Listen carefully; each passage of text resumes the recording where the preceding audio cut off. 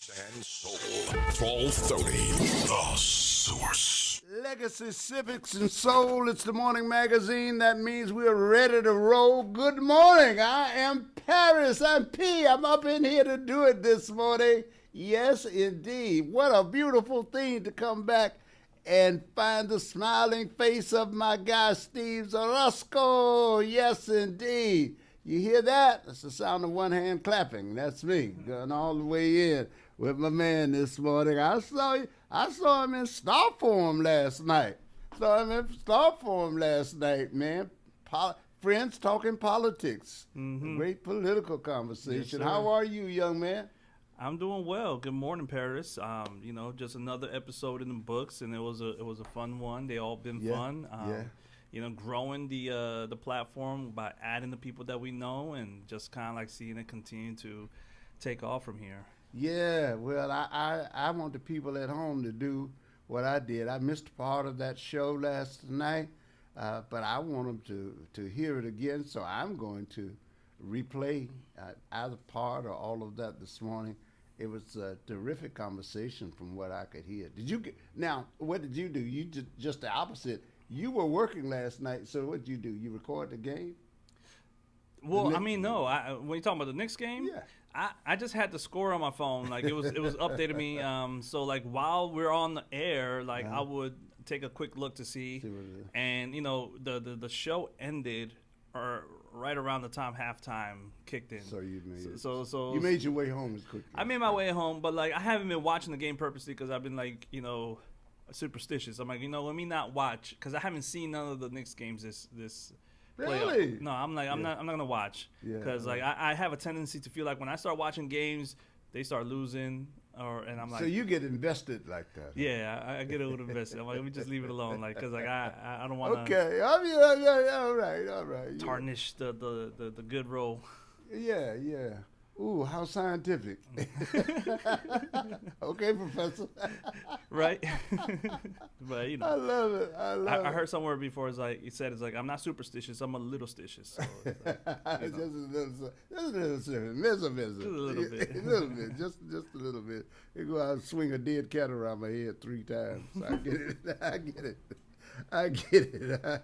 I am Paris this morning. And listen, let me welcome you back, ladies and gentlemen, because I know I wasn't here, but I'll tell you, you are the ones who were missed. I am glad to be back here with you guys and able to put in another day of conversation, thought, analysis, and tomfoolery, if you will.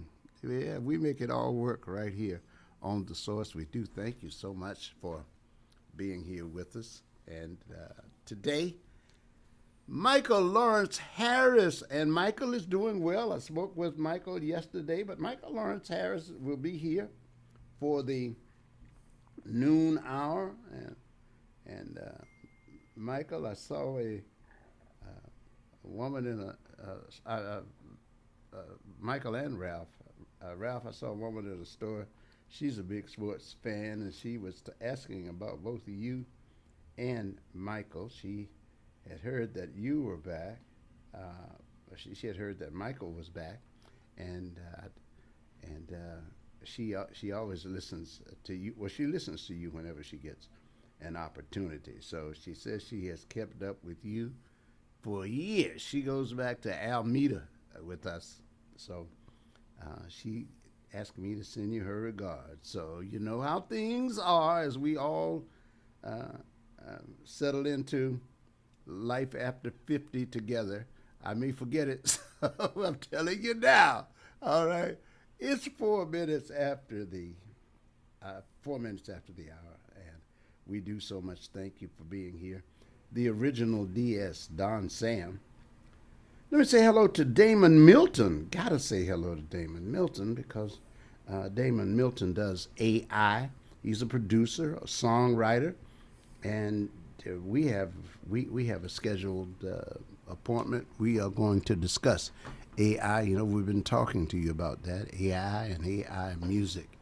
And so we will have that conversation. But what was going on last night? I want to bring you up to date because you're going to prepare for those of you who didn't get it all last night, we're gonna have it both ways for you. We're gonna give you a thumbnail sketch. We're gonna give you a synopsis. We're gonna give you the cliff notes, and then we are going to play, so you can get the feel for the flavor of the show. We are going to talk politics with friends. What was going on last night? You do your setup and your intro, and I'll be out of the way. Yeah, no, well, last night our guest was Sam Oser, who's a local Houston journalist. She does journalism as her activism. She has a 9 to 5, but this is what she does as her form of activism, her passion. And, she advocates for community journalism, which is, has many people as possible documenting, recording, and, writing about what's going on in their areas, what's going on in their local scene, and all the things that need to be brought attention to. And then, after that, we kind of start touching on some of the political topics going on around with the local Houston scene, with the city budget that just passed, and just like the ramifications of the bill now being reality, because they've had some opposition from Chris Hollins, the city controller, and then there was a 15-1 vote, and the only one that didn't vote was I can't remember his name right now. Can't remember his name right now, but he's been contentious with the mayor for a while now. Pollard, there we go. Okay, yeah. So I thought that when you said so, but I just wanted to. Yeah. So then just kind of looking at that dynamic, and we spoke about that for a while, and then we touched a little bit more on what's going on with the national scene. Graham Plattner winning the primary for Democrats in Maine, and some of the baggage that he's bringing as far as the conversation of purity versus integrity, and he's not the perfect candidate, but he's the populist candidate right now, but more on the left leaning side. So we were able to cover a nice chunk of different topics. And then of course we had two callers. Ashley called in, and a cup of coffee called in, so we were able to get some feedback and back and forth. So it was a great episode. That's good. I mentioned Plattner because I haven't been able to have eyes glued on the screen kind of relationship with politics over the past week or so. So it's just catching some headlines in the morning and a couple of things before I go to sleep at night, trying to recap. Mm-hmm. Are you getting the sense that that the Democratic Party and some independents, but mostly the Democratic Party, are coming around to the idea that the purity test might not work so well, that they may have to abandon that approach? Absolutely. I mean, they're learning that in the primaries, where they don't have that much control after all these failed experiments that they had.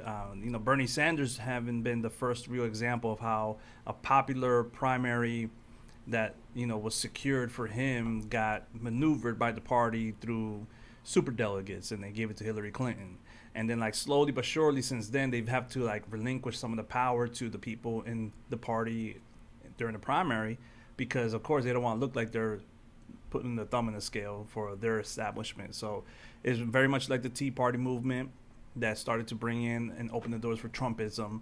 The primaries for Republicans have been now a mosh pit of personalities that are extreme.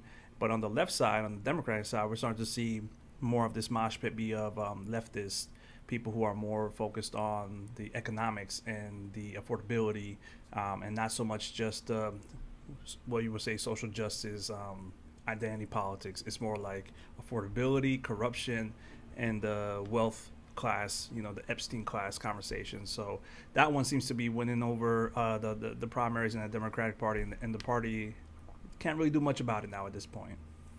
So they go. So they're making adjustments. Yeah, they have to. They have to adjust. Yeah, and on the far left end of the spectrum, finally, how far out of the mainstream now is the far left? What do they consider extreme now? Because it seems like that definition is changing too. Yeah, and they're going to do their best to conflate far left policies with what you would call social policies, right? Mm-hmm. You know, because there's the far left that focus on the economics, the affordability, the corruption within government, and then there's the progressive leftists that also are advocating for everybody's rights, which include, you know, not just on the basis of race, but also of gender identity and sexuality. And so, you know, these cultural wars that has really been the ones that the Republicans have used the most in their benefit to be able to, like, you know, demonize the Democratic Party and leftists. Yeah. So, you know, it's going to be a mix. I know that the ones that are going to be the most successful are going to be the ones that focus on economics and affordability, especially during a time where people are feeling that, like, rise in cost of living and just the cost of groceries and everything like that. They're not going to care about cultural wars anymore. They're going to care about their pockets. Yeah. So I feel like those candidates are going to be the most successful. And the real first test is going to be James Tallarico, because, you know, with Kim Paxton out the gate was already, you know, calling him with the, what was it, low T Tallarico, vegan Tallarico, like really trying to, you know, characterize him as this progressive leftist that's more extreme on the cultural stuff, and not the current candidate who's focusing more on the affordability and the wealth class corruption. So it's going to be an interesting dynamic to keep up with. Yeah, no doubt. Stay tuned, ladies and gentlemen. Stay tuned. We are going to examine some of these things. I got to thank you so much, Steve. I appreciate it. My man. And of course, Dr. Biko Mandela Gray. I got to say hello to him this morning, and to Miss Yvonne Rodriguez. But the other name is Trevino. Trevino. Yeah, Trevino. Oh, Trevino. Yes. There we go. You got it. Right there. Okay. You got to get my little trill in there. Yes, indeed. All right. I had to get that in there. But and Miss Sam Aceta. Oh, Asser. Yeah. Asser, Miss Sam Asser. You're going to hear them here this morning. And let me remind you, ladies and gentlemen, that one of our advertisers, Michael Vaughn Williams with Automatic Irrigation, is going to be speaking on the campus of Texas Southern University. That is going to be June 18th, and they are going to be Jolanda Jones, Representative Jolanda Jones, is going to be the ceremonial host over there. Our good friend Michael Vaughn Williams is going to speak at Texas Southern University Juneteenth program, and he's going to be speaking with two of his classmates on their experience with the closing of their school and forced integration. That's June 18th, 5:30 p.m. It's going to be held at the Texas Southern University Learning Center Special Collections Exhibit Wing on the second floor. And it will begin at 5:30 p.m., from 5:30 p.m. to 8:30 p.m. That's on June 18th, and so be sure you are there. A number of speakers will be on hand. So good morning to you. Stay tuned. We are going to be right back, and you will be hearing a pre-recorded version of Politics with Friends. 5, 10, 15, 20, 25, 30. Hi, I'm JJ Walls with Sunnyside Dental, and yes, it's now been over 30 years that we've been providing quality dental care for our patients in the Houston area. It's now come to my attention that many of you that want to come to Sunnyside Dental have Medicare plans that we don't accept. Hold up, that has got to change. Sunnyside Dental is now accepting most Medicare dental plans. WellCare, Liberty, United Healthcare, Cigna, Kelsey Care Advantage, Amerigroup, Aetna, and many more. We're getting on board. Call Sunnyside Dental at 713-738-1999. If you have Medicare and would like to receive the personal touch provided by Sunnyside Dental, call us at 713-738-1999. We look forward to helping you achieve the smile that you can't wait to share with the world. Got Medicare dental benefits? Call Sunnyside Dental, 713-738-1999. Everybody's talking about the high price of eggs. I don't know much about eggs, but I tell you this. If you want great chicken at a great price, how about Chicken Plus, 6210 North Wayside? Let's hear what his customers are saying. Michelle writes, Chicken Plus has some of the best fried chicken and best fried okra in the city. We stay about 45 minutes away, but the drive is definitely worth it. E. Max says, the chicken is seasoned so well and every bite has a special crunch. It's my go-to chicken spot when I want homemade fried chicken that's always good. Now that's what I'm talking about right there. Great fried chicken, okra, rice and gravy, desserts. You're going to find it all at Chicken Plus, 6210 North Wayside. You don't have time to make the drive? Hey, no problem. You can order Chicken Plus on DoorDash and Uber Eats. You better do what you got to do to get your hands on some of that great fried chicken, the best fried chicken in the city. Great chicken at great prices. That's Chicken Plus. See you there. In life's most difficult moments, comfort matters. At Lord Edward Memorial, we believe every life is a blessing worth honoring with dignity and care. With a combined 60 years of experience, our compassionate staff walks beside your family with faith, respect, and understanding. Lord Edward Memorial, serving families with grace, compassion, and heartfelt care. Visit us at 6677 Rookin Street, Houston, 77074, or give us a phone call at 346-446-6675. The Force Industries Irrigation is now Aquamatic Irrigation, and Michael Von Williams is still your point of contact. Michael has over 27 years experience in the irrigation industry and is licensed and insured, but he now has additional support. So if you have a lawn sprinkler system that is no longer operating properly or you're tired of lugging water hoses around, call Aquamatic Irrigation at 346-476-9065. If you don't have a lawn sprinkler system, give Aquamatic Irrigation a call to have your automatic lawn sprinkler system installed. Enjoy your lawn and improve your property value. In order to keep your lawn and landscaping in excellent condition, Aquamatic Irrigation also offers routine maintenance programs to check the system for leaks, proper controller settings, and sprinkler head alignment. Call Aquamatic Irrigation, your sprinkler company, 346-476-9065, or visit our website at www.aquamaticirrigation.net. Informative, entertaining, inspiring. It's the Jackson Political Report, hosted by veteran political strategist Ron Jackson. Ron will discuss local, state, national, and international politics. The show features commentary, guest interviews, and audience dialogue. The Jackson Political Report, this Saturday morning, 10 to 11 on 1230 KCOH, The Source. All right. Hello, everybody. It's 18 minutes after the hour. I am Paris. And we are going to give you a reprise of last night's show, Talking Politics with Friends. And you should be listening to politics with your friends and then join in the discussion with the other friends. And everybody will have their conversations dissected and recorded for posterity, no doubt. And people will remember everything you say. So if you if you love talking politics, it's going to be one of the shows that you want to put on your airplay. What is it they call it? Your playlist. You put it on your playlist. And for those of you who missed it last night because you were busy with the Knicks Spurs game, we want to play it for you this morning. Now remember, you can't call in right now. I'll take calls after we play the show for you to get comments if you'd like.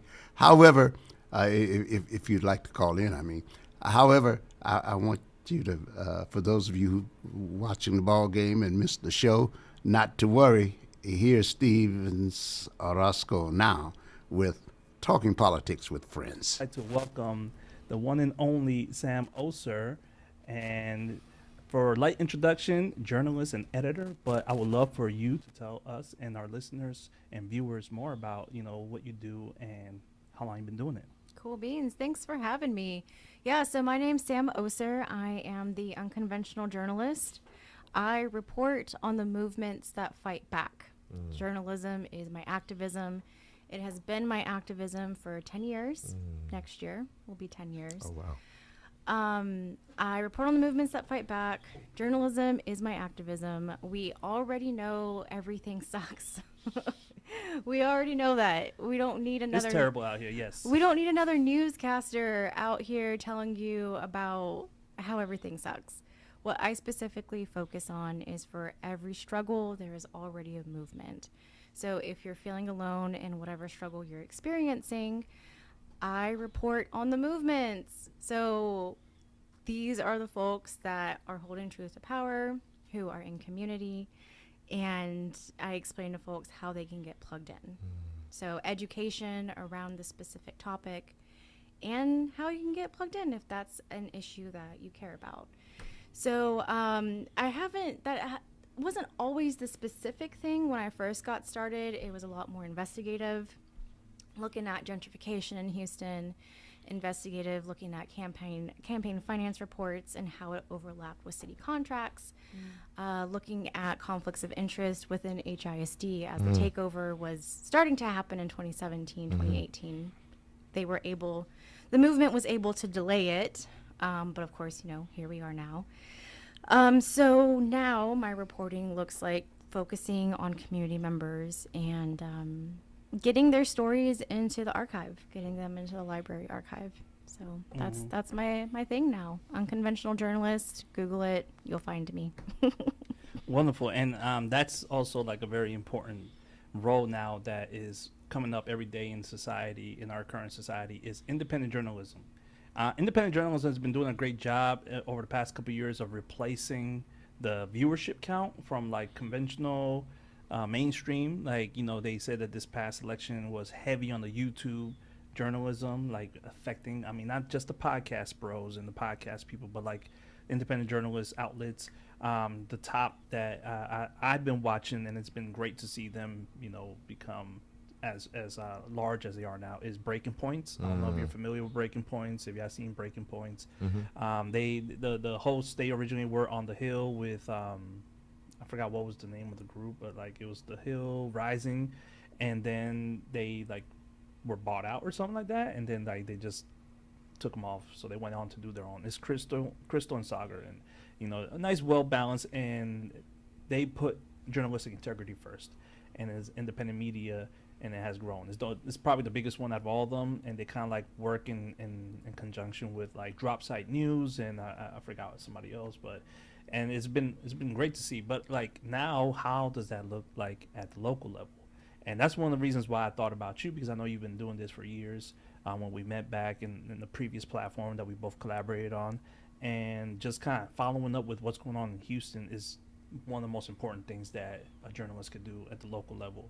We've had a lot of failed attempts at local media. There was like, I forgot the name of the outlets, but like they will come up with like independent, but then they just kind of shut down after maybe a year or two. And so like, we can't have that.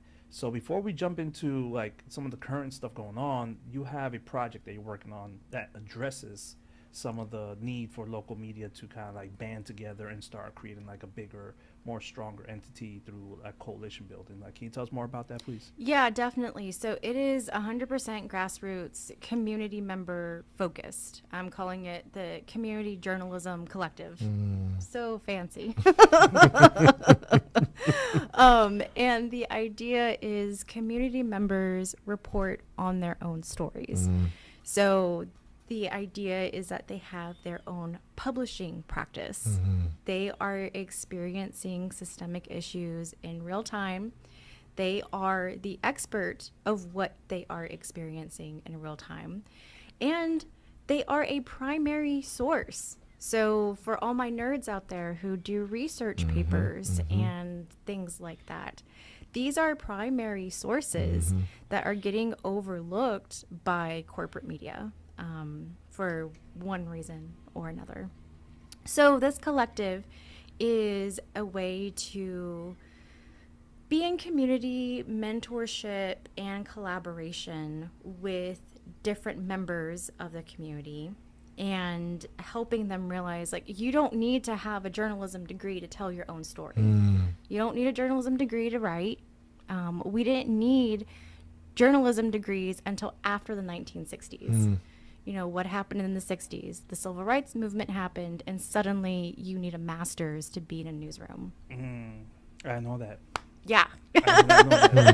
What was the impetus for that? Do you know, like, why they decided they wanted to turn journalism into like a degree thing in the 60s in the wake of the civil rights? Do you have any sense of that? So there was so I read the article from The Atlantic, and it's part of my Journalism as Activism 101 workshop. But if we look at that time period in general, the 60s, you know, the Black community was like, you know, civil rights now. And as they were coming into class consciousness and demanding class, human, civil rights, the class warfare started to get stronger, right? So what is a good way to keep Black stories out? Gatekeep it with not having access to college. I see what you mean. Like a literacy test for voting. Rice University was free before the 60s. What? Oh, okay. I went to Rice for my PhD. That's crazy. Oh, wow. And it was not free. Yeah. Colleges were free before the 60s. Wow. Right. And then suddenly, you know, the civil rights movement happens, and they're like, well, if you want to be in any of these professions, you need to have a college degree. And actually now we're not going to make college free anymore. We're going to make it cost an arm and a leg. You know what's interesting about this? It's why, I mean, this is just a total aside, but I'm thinking about James Baldwin. I'm having to do some work on him right now, and I don't think he got outside of high school. Maybe he went to, no, I don't think he went to college. And so you're absolutely right about not having to go get master's degrees to be able to tell your stories. And one of the best Black writers of the 20th century did not have a college degree, if I'm not mistaken. And I'm like, yo, and gorgeous. I mean, just, he's a beautiful writer. So I just shared this just to say, like, I didn't know about this, but this is super helpful for people who are paying attention. Yeah, of course. And see, and part of this collective is that mentorship. And I'm working on making sure we have elders in the movement too. So any media elders as well as like the young TikTokers who, you know, they're doing community journalism. It's on TikTok. It's not like writing, but they're still doing a form of community journalism and putting stories out there. So making sure we have all generations in the room, making sure we're adapting for each other. And it's all centered around food. It's like we're going to be having our first potluck at the end of June. And I think the key of it, and I don't know how this is going to shape and what it's going to turn into, the key of it is everybody has their own publishing practice. We can work with each other, collaborate with each other, intersect where it makes sense. But everybody needs to have their own writing, storytelling, podcasting, TikToking practice. Okay. So I'm really excited for it because I've also built a pipeline to make sure if they wanted to, they could archive their work into the library. So that way research nerds 20, 30 years from now, when they're researching flood stuff, flood control, gentrification, things like that in Houston, they're not just seeing corporate media. They're seeing primary sources. Do y'all know if we kept our stories from way back when? I keep asking. Do y'all know if we kept our... I know we hold the stories in our memory, but I don't know if we ever wrote them down. Do you all know? I'm curious. Like, did we ever write them down? I know I wrote certain pieces on Medium, but that wasn't... Right.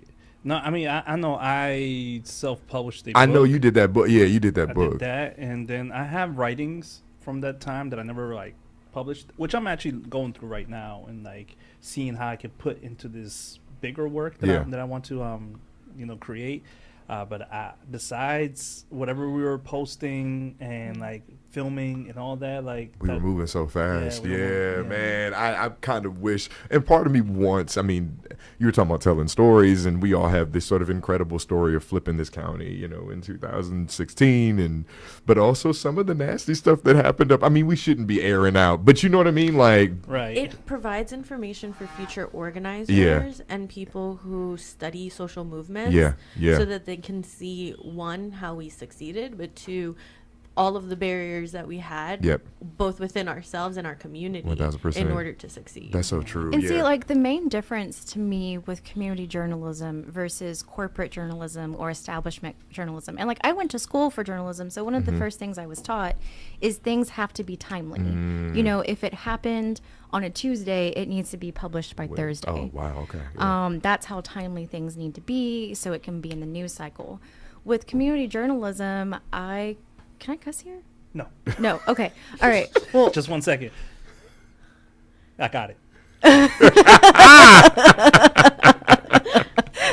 Go ahead. well, I call bull on the timeliness of it, because for me that removes the intentionness of it. Yeah. Like, I firmly believe it is okay for you to do a community article piece on something that happened a few months ago or a few years ago, because journalism in itself is a form of archiving. When research nerds go to the library and look up things, what do they look up? They look up newspaper clippings, right? So it is totally okay if it's not timely. I'll also argue there are very few instances where a documentary is being made as the thing is happening. It's true. You know, many times it's the thing happens and people realize, we should have a retrospective. We should think through exactly how this happened and pull all the pieces together so that we can tell this story. Yeah. It's very hard to think, I need to tell this story while you're living it in the moment. That's so true. I mean, I think about, what's wild about this is I was thinking about the Sandra Bland documentary that kind of happened in real time, and there was a whole bunch of misinformation that was sort of caught up in that, which was, and so I think you're absolutely right that we do, like, taking time matters, right? It's, and I'm thinking about this, of course, as, I've written a book too, and so, it takes time to let those ideas germinate. It takes time for me to figure out what writing style I want to do, what voice I want to have, and so, all of that, it takes time. And it takes experience. It does. To be able to look back and see things through a different lens. Exactly. Today, I would write a very different book about what we did in 2016 than I would have written in 2020 or 2018 or even in 2016. In real time. No, you are absolutely. And we were on the go. I think that's the thing that I don't. Sorry, we've known each other for a while. But we were on the go. I mean, y'all remember? I mean, it was meeting after meeting. Where are we at? Which coffee shop we meeting up at? Right. And you just felt like, and then all the debriefs. Listen, right? Because, at city council, like, who's gonna go to city council? Right. Which usually it was me. I was gonna be I was gonna be standing in the back, directly in front of the mayor.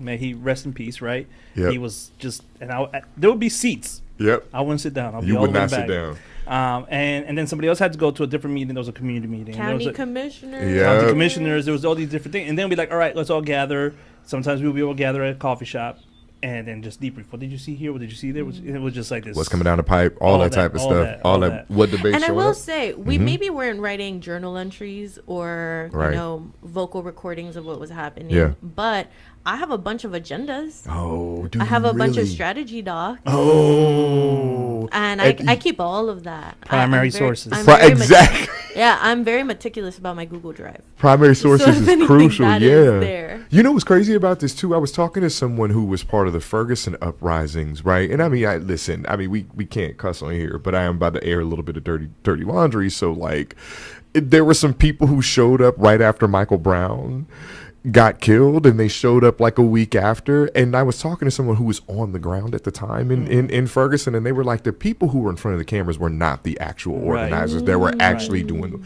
Right. So like, I'm not trying to shade him out, but DeRay McKesson showed up, and I think he was genuine, but he showed up he just happened to show up at the right time. And a lot of the organizers on the ground at Ferguson were like, we don't know you like that. I'll also argue corporate media tends to choose the person that they think is most palatable. That's true too. So let's and in the moment I never thought of it. I thought he was very charismatic. Exactly, all the thing. But now I think about it and I'm like, of course they didn't hand the mic to an actual organizer. They would have been afraid of what they were going to say. Right. And let's not forget the blue vest. I mean, it became a brand, right? I mean, all right. Now, I wasn't trying to go like fully down that road, but like, I mean, listen, I had a beanie and the same sweater every time. I mean, it's what it is. When you're out on the go, you're on the go. But Right, like, but right. The thing that didn't make sense is like that was like a winter outfit thing that he wore all the time. All the time in the summer. I took the beanie off in the summer. So. Yeah, it was too. It was also, I think, and I think he got. I mean, this is the difficulty, and this is why I do appreciate like community journalism, like people telling these stories from their perspective on the ground, because what I think he particularly DeRay got caught up in the media. I mean, he's handsome, he could speak well, you know, he had all, and so they turned him into this like liberal darling. I don't know if he really wanted, I don't know if that was actually his. Exactly. I'll argue that sometimes the media will turn you into that without your exactly. And then next thing you know, you're doing, you know, like I feel like Chris Smalls is the next thing where they're trying to put, you know, find anything, make sure they make him not seem like a true organizer who speaks on behalf of his union brethren. But I read other articles where they're like, you're trying to smear him so that he loses the power that they need in order to fully win. I hope they don't win that, because he got it out the mud. Like, he was in the trenches, and I hope that genuinely nobody like turns him, or, you know, like he ends up on the wrong, I don't say the wrong side, but I hope he doesn't become some sort of like liberal media. The other piece I was thinking about too, and I'm going to stop talking about this, but I was just thinking about it. The other piece I was thinking about too is when you're talking about mainstream media. So you talk about like looking through archives and stuff. And so I'm working on some stuff from the 1900s, I mean, from the 1800s and 19th century or whatever. And so much of the newspaper clippings from those times were ideological propaganda for the state, right? That what they were really trying to do was prop up, at the time, the slaveholding, imperialist, colonialist state, right? And while we quote unquote don't have slavery anymore, mainstream media still maintains that disposition as sort of not necessarily state run, but they will shift the story in a way that I feel like I'm curious how you do this kind of work when you're talking. It seems to me that you're not interested in playing some state line or trying to maintain some sort of like, oh, let's maintain the institution. It sounds like you really just want to tell the stories that are coming. Yeah, absolutely. This isn't my job. There's no money tied to this. This is my activism. This is how I serve the community. And, you know, I understand. I went to school for journalism. I almost did the journalist career thing. But when I saw that there were a handful of corporations that owned most of our media, and I was going to be getting paid $50,000 a year to work weekends, I was like, why? No, absolutely not. And that's the thing, because now, and that was back then, because now it's like even less, a smaller handful of billionaires own all the outlets right now. I mean, the Ellisons right now are trying to finish that acquiring of like Warner Brothers and HBO Max and like all these other like outlets that are attached to that. So, you know, we pretty much can't even see how mainstream media has any diversity at all, because the ownership is not diverse. Right. Who was that white guy who had a talk show and he was removed from his talk show because he got too political and was talking about Donald Trump? I mean, not Jimmy Kimmel. Maybe it was a Jimmy. Jimmy Kimmel. Well, I don't know. They're all this Jimmy. I mean, yeah. There's two situations, the big ones, right? It's Stephen Colbert, and Jimmy Kimmel, it was, I think, who show had to wrap up. They didn't renew his contract, but it was after the whole stuff that he started talking about Trump and like how his parent company was dealing with Trump, right? So I bring him up because I'm like, if they can't palate what he's saying, you know, they're not going to palate what an organizer is saying, 1000%, who's like pointing to the problem and saying, look, you actually can't politicize this because it's a lived experience. I think that's why I really like what Sam is doing. Like, you're practically you're busting myths every day on what the issues are. Well, and the thing is too, so one of my so I came from Truth Against the Machine and Status Quo. Status Quo is still around. You can find them on YouTube, Google. They do amazing on-the-ground coverage. But when we first launched Status Quo, we had an immediate YouTube shadow ban.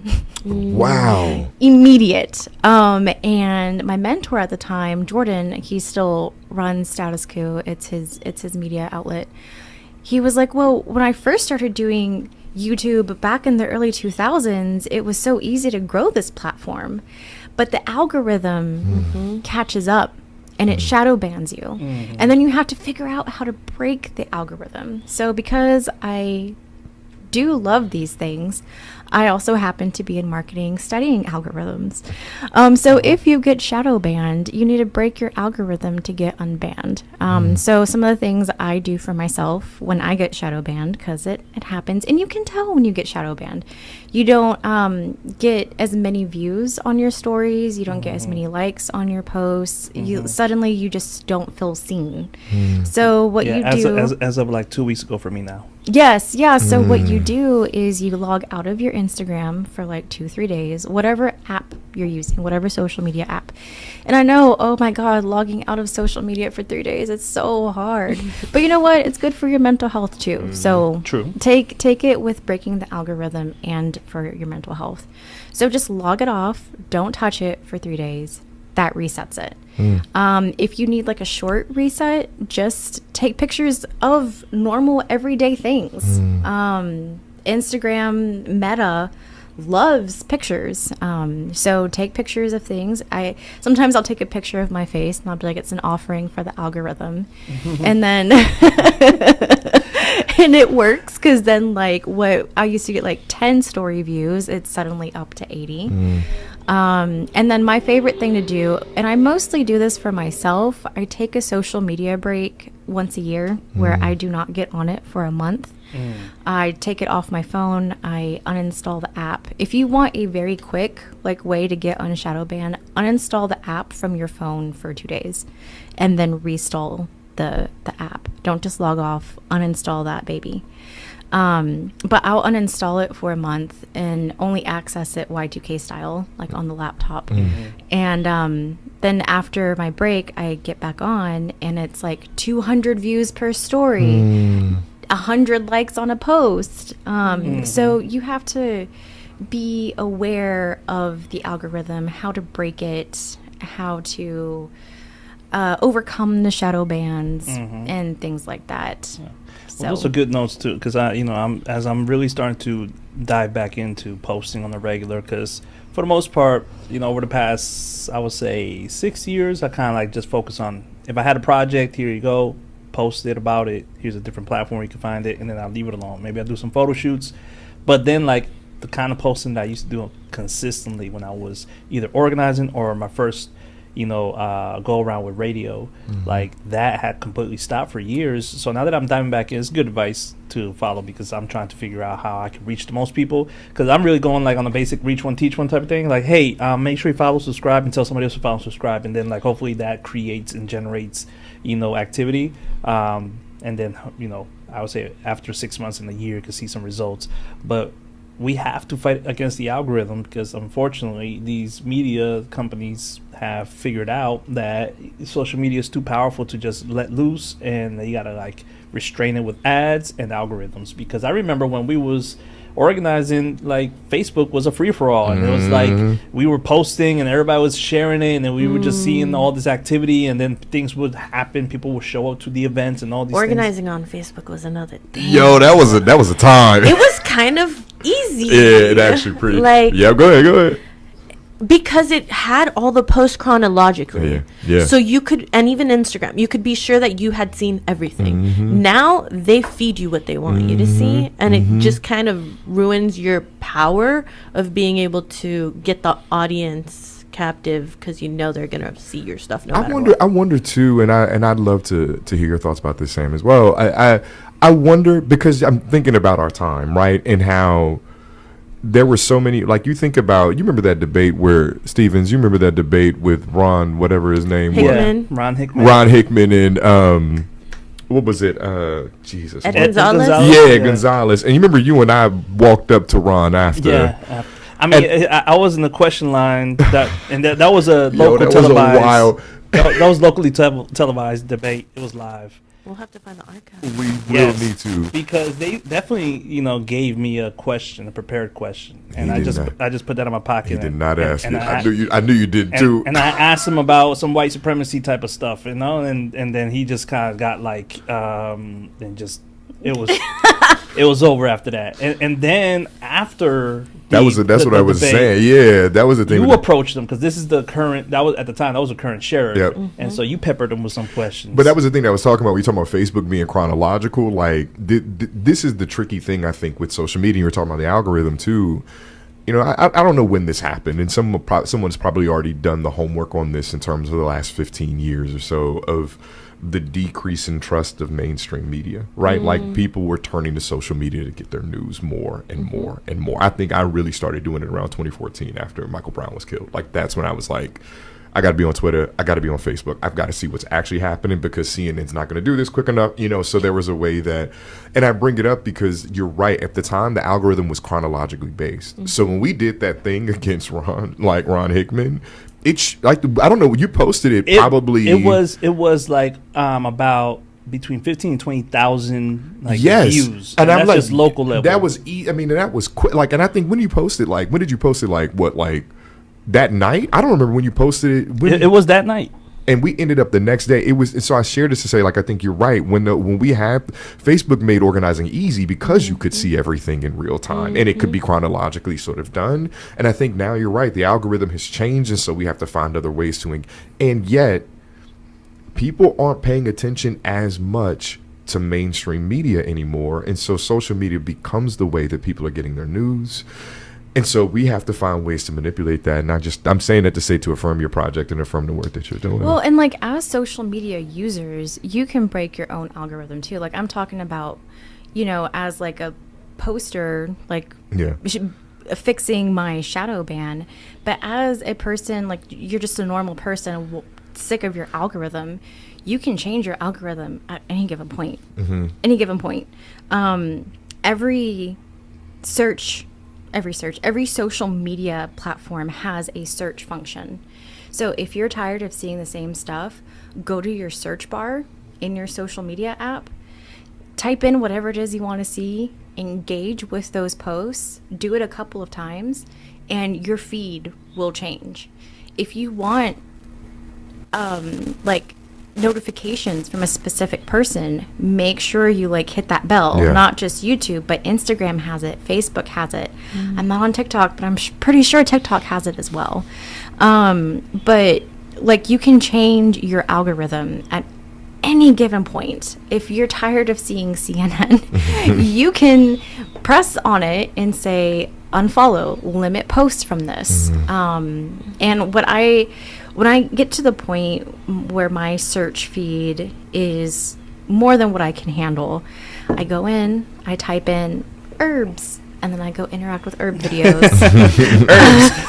I mean, I ain't gonna front. I be doing cats. You know, like, cats is your search when you want to search things. I mean, yeah, because cat videos are funny, and I have some cats, you know, at this point, and dogs, but like, you know, anything with animals really, because I be talking to animals. But like, you can change your algorithm at any point, and as you're changing your algorithm, your ads will change as it perceives you. And it will, and it's going to be bizarre and funny and amazing. And you'll see how changing the algorithm changes its perception of you. Okay. Well, with that, I think it's a great time to do two things. One, remind everybody that at 8 p.m. you could call in and join in. It'll be right here. The phone is ready. The phone lines will be open, and you'll be able to call in and join the conversation. Because even though we've been talking for the last like 10, 15 minutes about the algorithms and how to use social media, the social media shadow bans and all that, because of what journalists are covering, what you are sharing that may not be appealing to certain media entities or establishment politics, how does this all tie into talking politics with friends? Is because right now you are watching this and you're going to want to share this with somebody, and the topics that we're going to be covering, especially the local stuff right now, may get us shadow banned some more, may get you shadow banned. So we have to know how to navigate around these things, because, you know, being able to have this access to information is vital at this point of our society, and, you know, it's part of the work. So, you know, join us in resisting this algorithm. So, Sam, we have to talk about the local dynamics going on with city council, because one of the fights that you've been covering has been the budget fight. And one of the big champions of this fight is Chris Hollins. He's been doing this amazing social media push, all the different types of posts.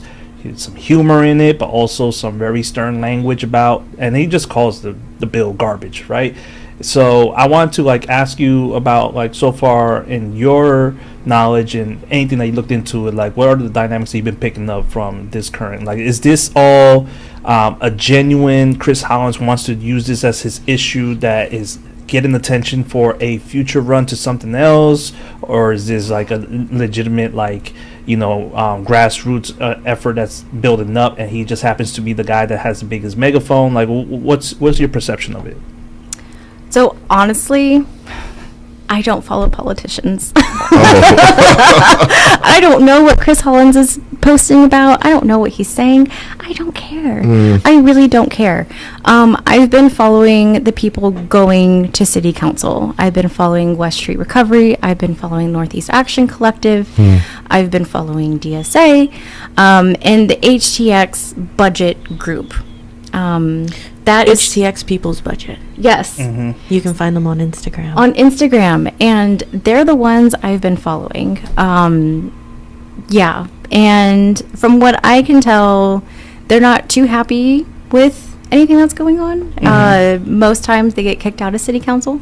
Right. I saw they did this new concept that was like the red card. Like they I don't know, they took it from football in the World Cup, where it's like now they're at the city council meetings, and if they are saying something that they're not in favor of, they're just putting up a red card. Yes. So that's, you know, that's creative activism and organizing. So yeah. Yeah, and they've been at the budget stuff for a couple years now, more than a couple of years. It started off with flood mitigation and flood control, specifically around drainage, because Northeast NAC, Northeast Action Collective, they have a lot of drainage issues. Their toilets, they have toilet geysers. Oh my God. Like, oh wow.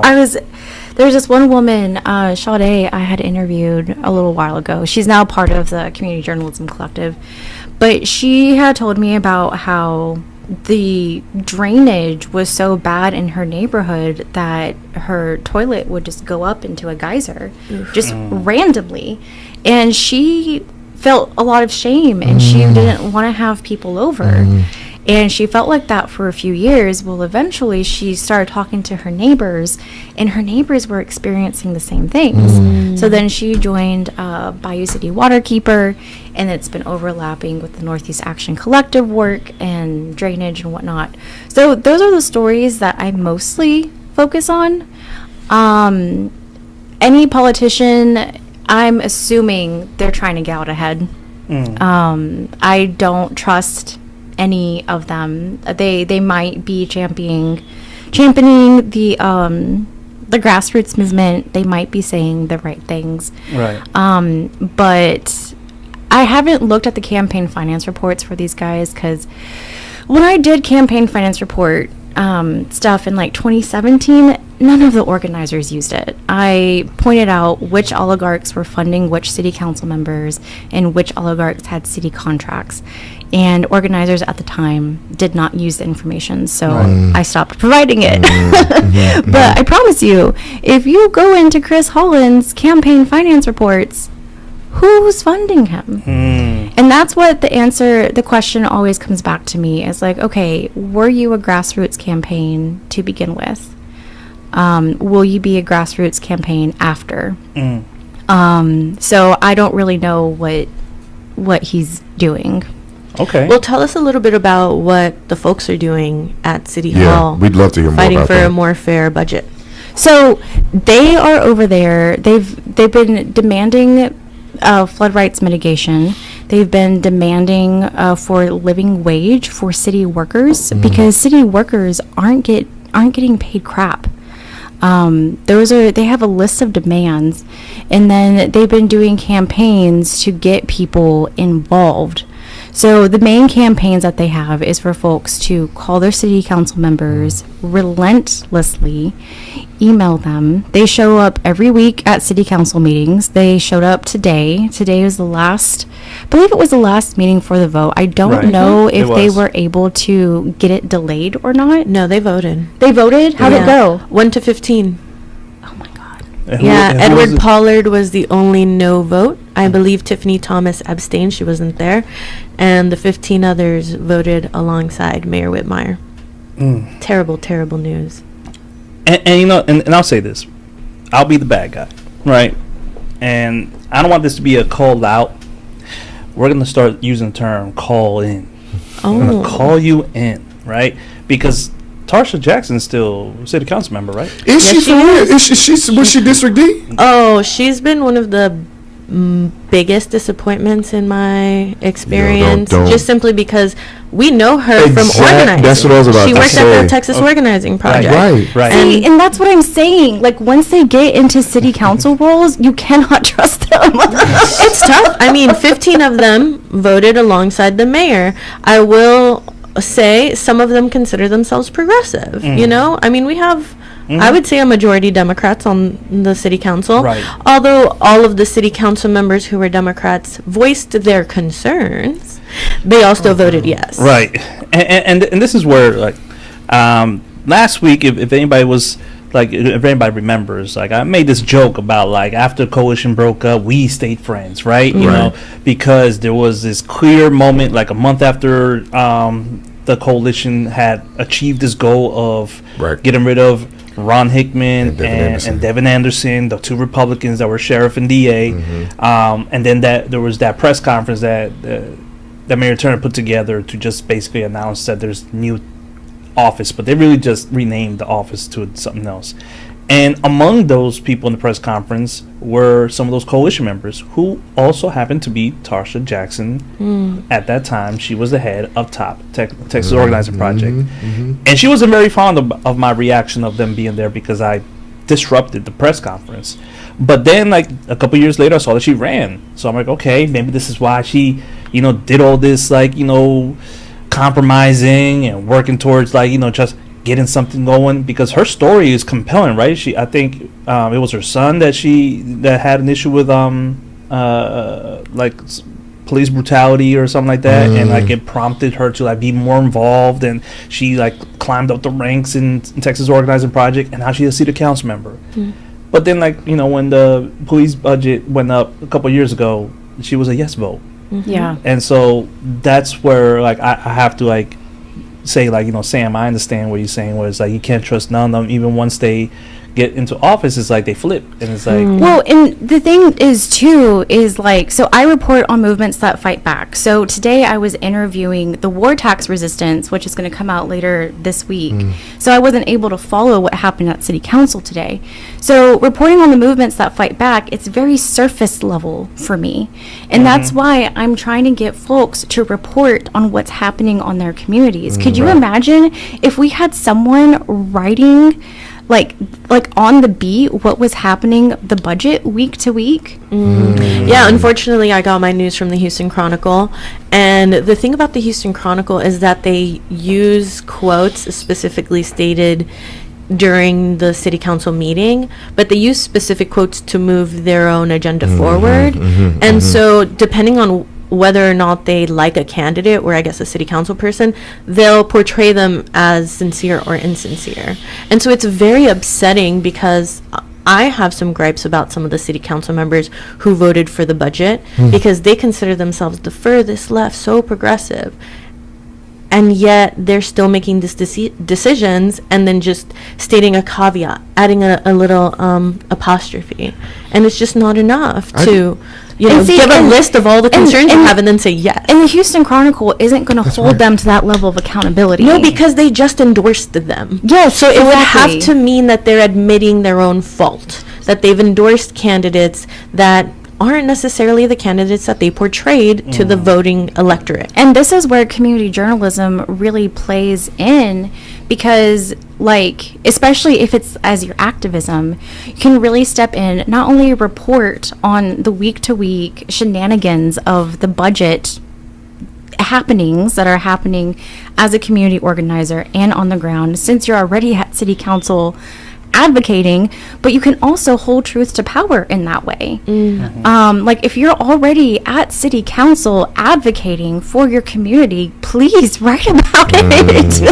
I see people mostly do videos. Right, Like videos. I think it's a lot of video reporting, and my concern with that too is that the power lies in one person, and so it becomes a movement of one. I can't explain it, but there's like celebrity activists in our city. Yes. And yeah. so that's what I'm kind of trying to. Well, and the thing is, there's always been.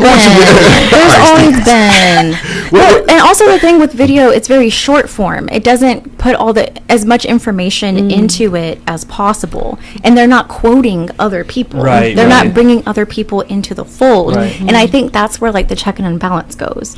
But like if it was more long form, even if it is a video, interview your other community members. I like that. Oh, I've never. Yeah, I love that. I'm so glad that you're teaching people to do that. please. I'm just thinking about like longer form video essays, and I'm listening to you, and I think you're absolutely correct on this. I mean, but this is something that I've actually, because I'm a teacher, so part of what I've been thinking about is literacy, and as I'm listening to you, and this isn't a pushback so much as a question, like how we're in a media consumer landscape where the viral clip from the person sitting at the city council, right? They say this one interesting thing that is super exciting. It goes viral. It's 30 seconds. You don't have real context for it. And then the comments fill up and it's like, someone protect this person because they've said something amazing. They've spoken. But you miss a lot of context when you're doing these short form 30-second, short reels. And I'm curious, how do you feel like that's a challenge in terms of like the work that you're doing, or do you feel like, listen, like I'm gonna do this long form thing regardless of who reads it, who does? Like, I'm genuinely curious, like, or do you ever get concerned, like, listen, people are gonna read the longer form thing? No, I don't care. So even though like I do marketing as my day job, if you look on my Instagram or any of my social footprint, I do no marketing for myself. I'm not going to edit short clips. I'm not going to edit little tidbits. I'm not going to say follow me. I'm not going to do any of that, because the long form, the work, like when you're creating this work, when you're interviewing members of your community for a video, for an article, whatever, who is it for? Who is it for? Typically those short clip things, those things that go viral, those are typically for corporate stats. Like, these are the statistics. This is how much, what's it called? Media revenue it generated. And then from there, here's how many subscribers we got. You know, that's what they're looking at. They're looking at the data. They're looking at the funnel of it. They're not just doing the work for the community for the sake of doing the work for the community. And when you go, so like, you know, I was whining earlier about how I did my campaign finance report stuff in 2017 and no one looked at it. Right. When I was interviewing the budget folks, when I was interviewing Felix about a month and a half ago when this campaign kicked off, I was like, look, here are the oligarchs you're up against. I know you see the city council, and I know this campaign finance report corporate tentacle map is from 2017, but I guarantee you these oligarchs have not changed. If you guys want to do any work into updating this, I'm happy to mentor. I'm happy to educate. But I'm not going to be doing the work. Right. Because I already did it, and where was everybody? I love that stuff. Wherever you guys been. That's Sam. That's Sam Oser. She is a guest on Talking Politics with Friends, hosted by Stevens Orozco. This was last night's show. You can hear the complete broadcast if you go to 1230 YouTube and the 1230 YouTube, the source. You'll see it. You'll see it in the lineup, and you can pick it out. Talking Politics with Friends. This particular episode features Dr. Biko Mandela Gray and Maria Yvonne Rodriguez and Miss Sam Osser was this week's guest. So we wanted to play some of that for you so you can get a feel of the nature of that show. It tracks with what we do on Thursdays, really, the community chat, but it's on every Wednesday night right here between 7 and 9, and you get the opportunity to hear the politics, the other side of the conversation that we have with Keith Downey here on Thursdays normally. Keith Downey, community chat, and he talks about the different organizations and the local super neighborhood groups and other quasi municipal groups that meet in our neighborhoods and discuss the issues and the problems that they have, and then work with politicians to get them resolved. It is good to hear that there are also these other groups. You know, we've had the Northeast Collective on quite a few times here to discuss what was going on out there with flooding. That has been a major issue for them, as Miss Sam Osser, who is an activist and an independent journalist, described in her broadcast. And the Northeast Collective is one of several groups, it turns out, who are moving in the community. So these are people who move beyond talking about it. There are people out there actually doing the work, and they are also people who recognize that political involvement has to be comprehensive. So they just don't settle with sending their complaints or their observations to the elected officials. They work to move them, and we're going to hear more about the ways that they do that through shows like Talking Politics with Friends. So those of you who would like to call and talk politics, here's an opportunity to do it at the policy level, but with a twist. And maybe it's the anti-policy level. Maybe you like organizing and you like people who are actively involved in changing the political landscape. These people are of a mind as you are, and they have connections and conversations with people who are dedicated to reform as well.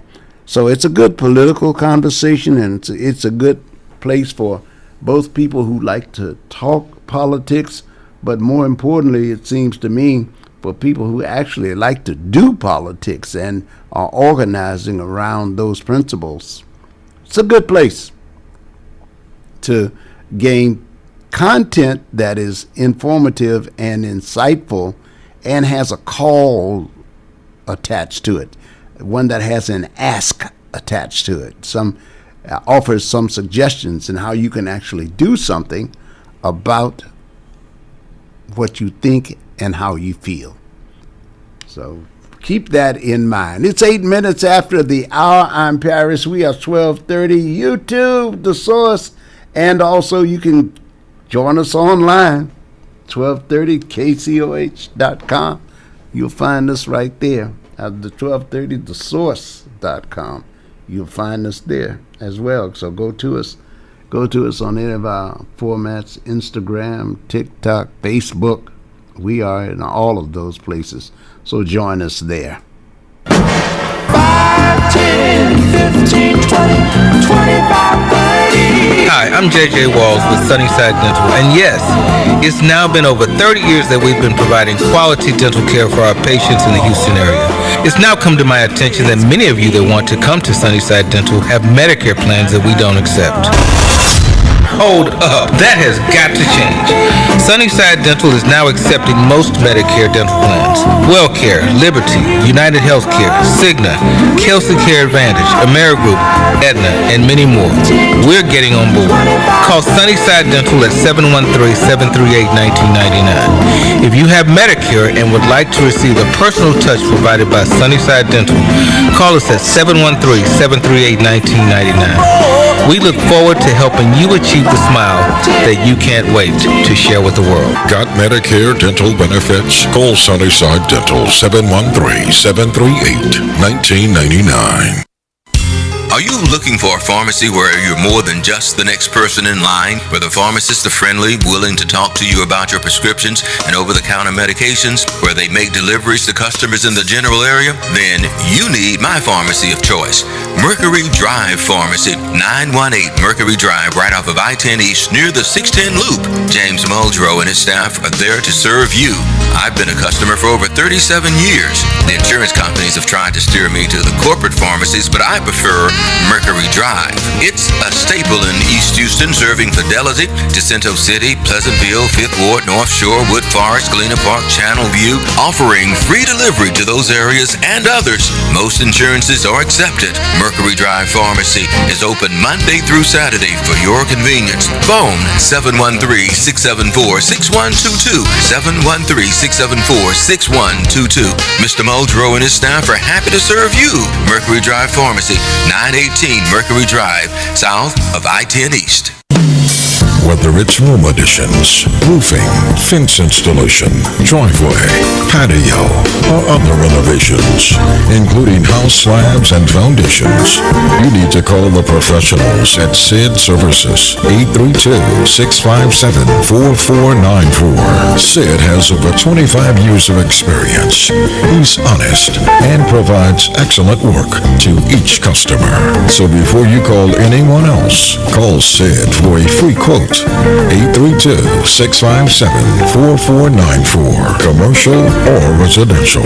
Excellent work at an affordable price. Satisfaction guarantee. Call Sid Services. 832-657-4494. 832-657-4494. Remember, at Sid's, one call does it all. Does it all. Does it all. Ralph Cooper has covered the legends of HBCUs since 1969. Coaches Eddie Robinson, Jake Gaither, Marino Cassim, John Merritt, Billy Nix, Alex Durley, Clifford Paul, Dr. Rod Page. No broadcaster has covered HBCUs longer than Ralph Cooper, Houston's legendary sportscaster, on 1230 The Source. Yes, we are The Source, and we are here with you 11 minutes after the hour. We thank you for being here with us. There's a lot to go over this morning. We didn't get the opportunity to be with you. We didn't get the opportunity to be here with you yesterday, and as we told you, we were having to do our health checkups and all of the things that come with taking care of yourself. During these years, we were out there getting ourselves checked out, and we invite you to do the same thing as we discuss our need to, particularly with men, we discuss our need to take care of ourselves. This is Men's Health Month. And we had Dr. Nidal Ghanem.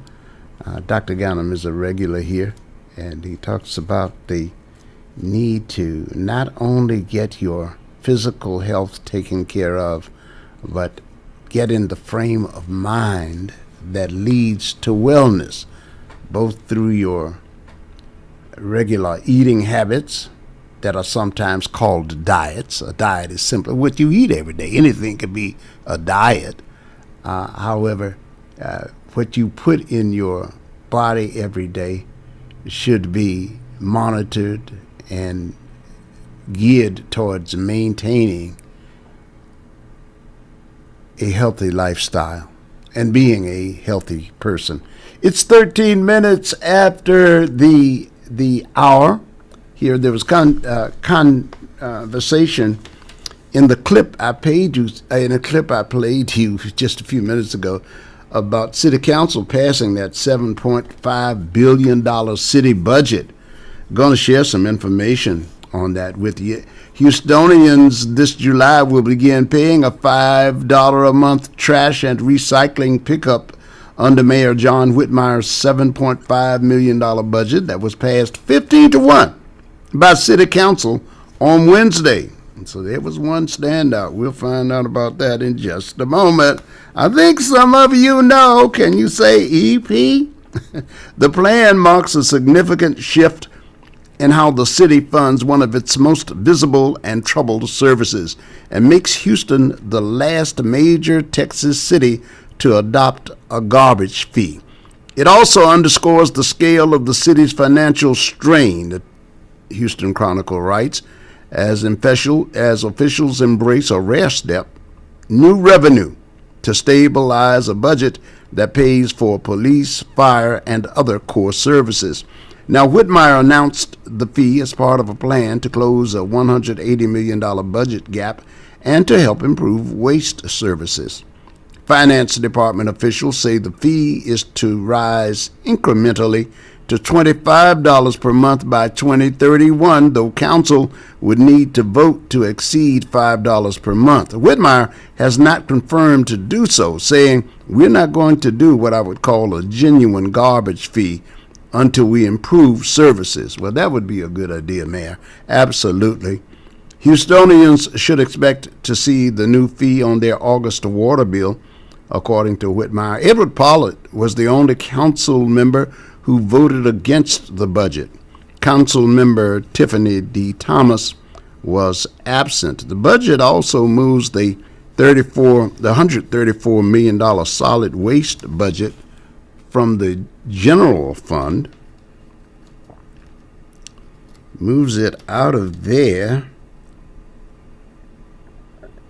and that budget is fed mostly by property and sales taxes, so it's going to move it from there into the city utility system that is within Houston Public Works. Waste services will now be funded instead by water.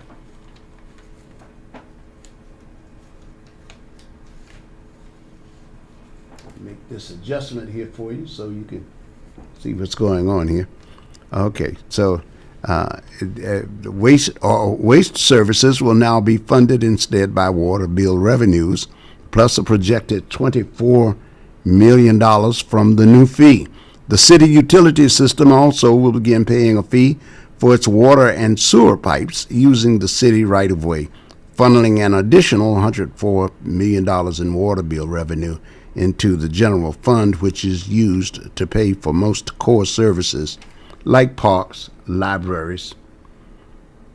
And it's difficult for us to count the times we have had conversations about these budgets and the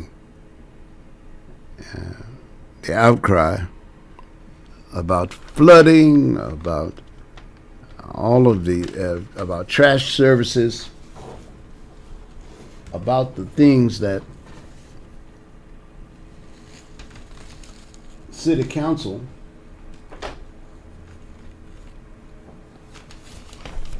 is charged with doing. And finally, there is a budget that has been passed 15-1.